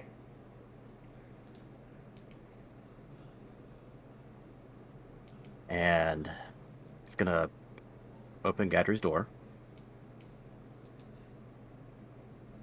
All right. See, obviously no one's in there. And he's going to go over to the single chair that is sitting there. Pull out a note, pull out a piece of paper, write on it. And he's gonna leave a note with a little bag sitting on the chair for Gadry. And he's gonna walk out. I squint my eyes. Oh my god, it's a pipe bomb! All right. Is there anything else anyone wants to do before we leave off? No. Gadry? No, Gadry's good. Scruffle? He's doing his duties. Yeah, dude. No, I'm good. All right. For those of you who have entered into the raid and don't know really who we are, hi, I'm Mags. I am the DM for Sundays. And I play Brooke Tempest. I am a DM and kind of a player, considering I took over this campaign from an unpleasant Previous DM. Yeah, previous DM. And this is my very first time DMing, so I actually have a co-DM. Which is me. I am Skeletor301, and I play Tyrus Rashad. I was also a player as well, but considering I've DM'd in the past, I figured why not give Mags the opportunity to dip her toes into it and assist her along, and also be the DM for her character. Which I have plans for you next session. And then Ryu Momochi on Twitch here. Yes, I am Rimamochi here on Twitch. I am also Matt, aka Gadry Stormhammer. I am also a DM who has been playing this game since the beginning. And I am also a major thorn in our DM side. So. Mm-hmm. Yeah, I help out with that. And then there is Fabi. I'm just here. They play Althera, and they are actually a voice actress, so you know. Voice actor, voice actress. Don't go spilling my secrets. That's very hush hush. Just spilling all your secrets. It's very hush hush. If you ever need Voice to actress. hire someone, hint hint, nudge nudge. They do I have a a really very good good spoiled kid microphone. voice. I do. Oh yeah. They have a really good voice for children. My God. That sounds so weird. Do not word it like that. You do have a good voice for playing children. You I said heard you have a good I heard voice the for audition. children. Yeah, you said a good voice for children. I'm like, no. All right, kids, gather around. We're gonna tell some stories and make some Christmas. Hey? Okay, moving on. We're moving on. Skelly over there is also a voice actor. Yes, I am. I'm a impressionist voice actor and a narrator. Yep. And Scruffle Crown over here is actually a Twitch streamer called Mellow the Fairy, to which I play Lumora Venomous on his Tuesday campaigns. his Yu-Gi-Oh! Sandbox, D&D. Mix all that up. Telling you right now, it gets crazy. I'm being hunted Yeah. by a kobold on a firefly. It's great. It's also his first game today this session with Yep. us. This is Mello's like debut here on the WTFs. Welcome Everyone aboard, give a bro. clap. Such debut. Mini debut. Already here, and you're already getting threatened to be eaten. Gotta love Yeah, it. right. I mean, hey, I at like least playing the small ones. you're only being threatened to be eaten, though, right? You got off pretty easily. Yeah. Could have For actually now. eaten you. Listen, So- Revivify is there for a reason. So, we are a gaming community that focuses on multiple different games, helping people get into D&D, helping people learn more, helping people find games and tables and such. And we are just a bunch of dumbasses who decided to play D&D. We also And it's been great. we also host a Discord for anyone who wishes to have a place to play as well. So Yeah. more of like a safety place as well. So yeah. Yeah. Yep. Keep an eye out for other things that we do, such as random gameplays from me, specifically either very relaxed or scary games. Mostly scary games. It's mostly scary games, yeah. People like to hear me cry. What? No, we like to support you and make sure that you can get over your fears. Yeah, that's it.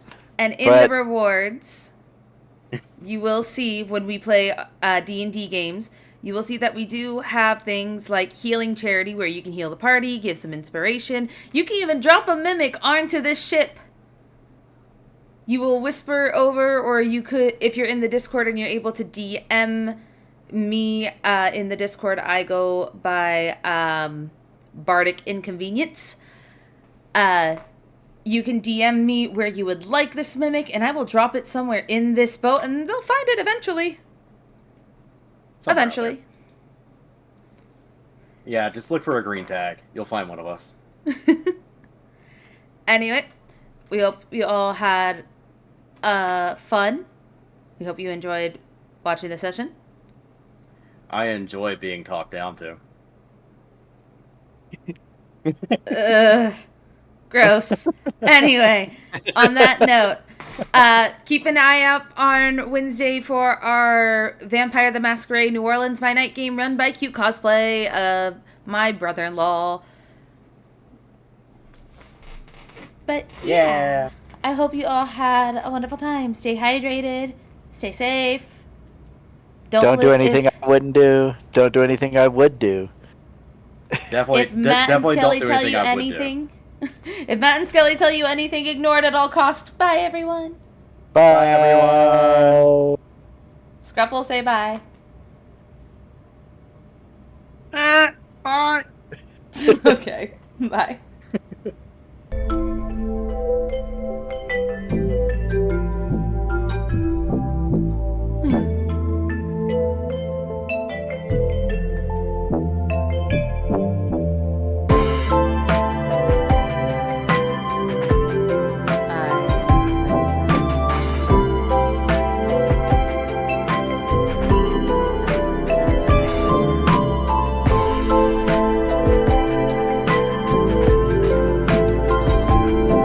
That was correct.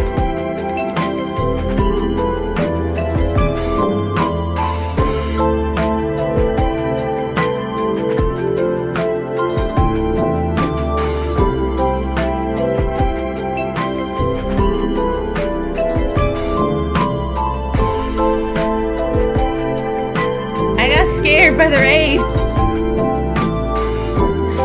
I forgot that they had a sound for that.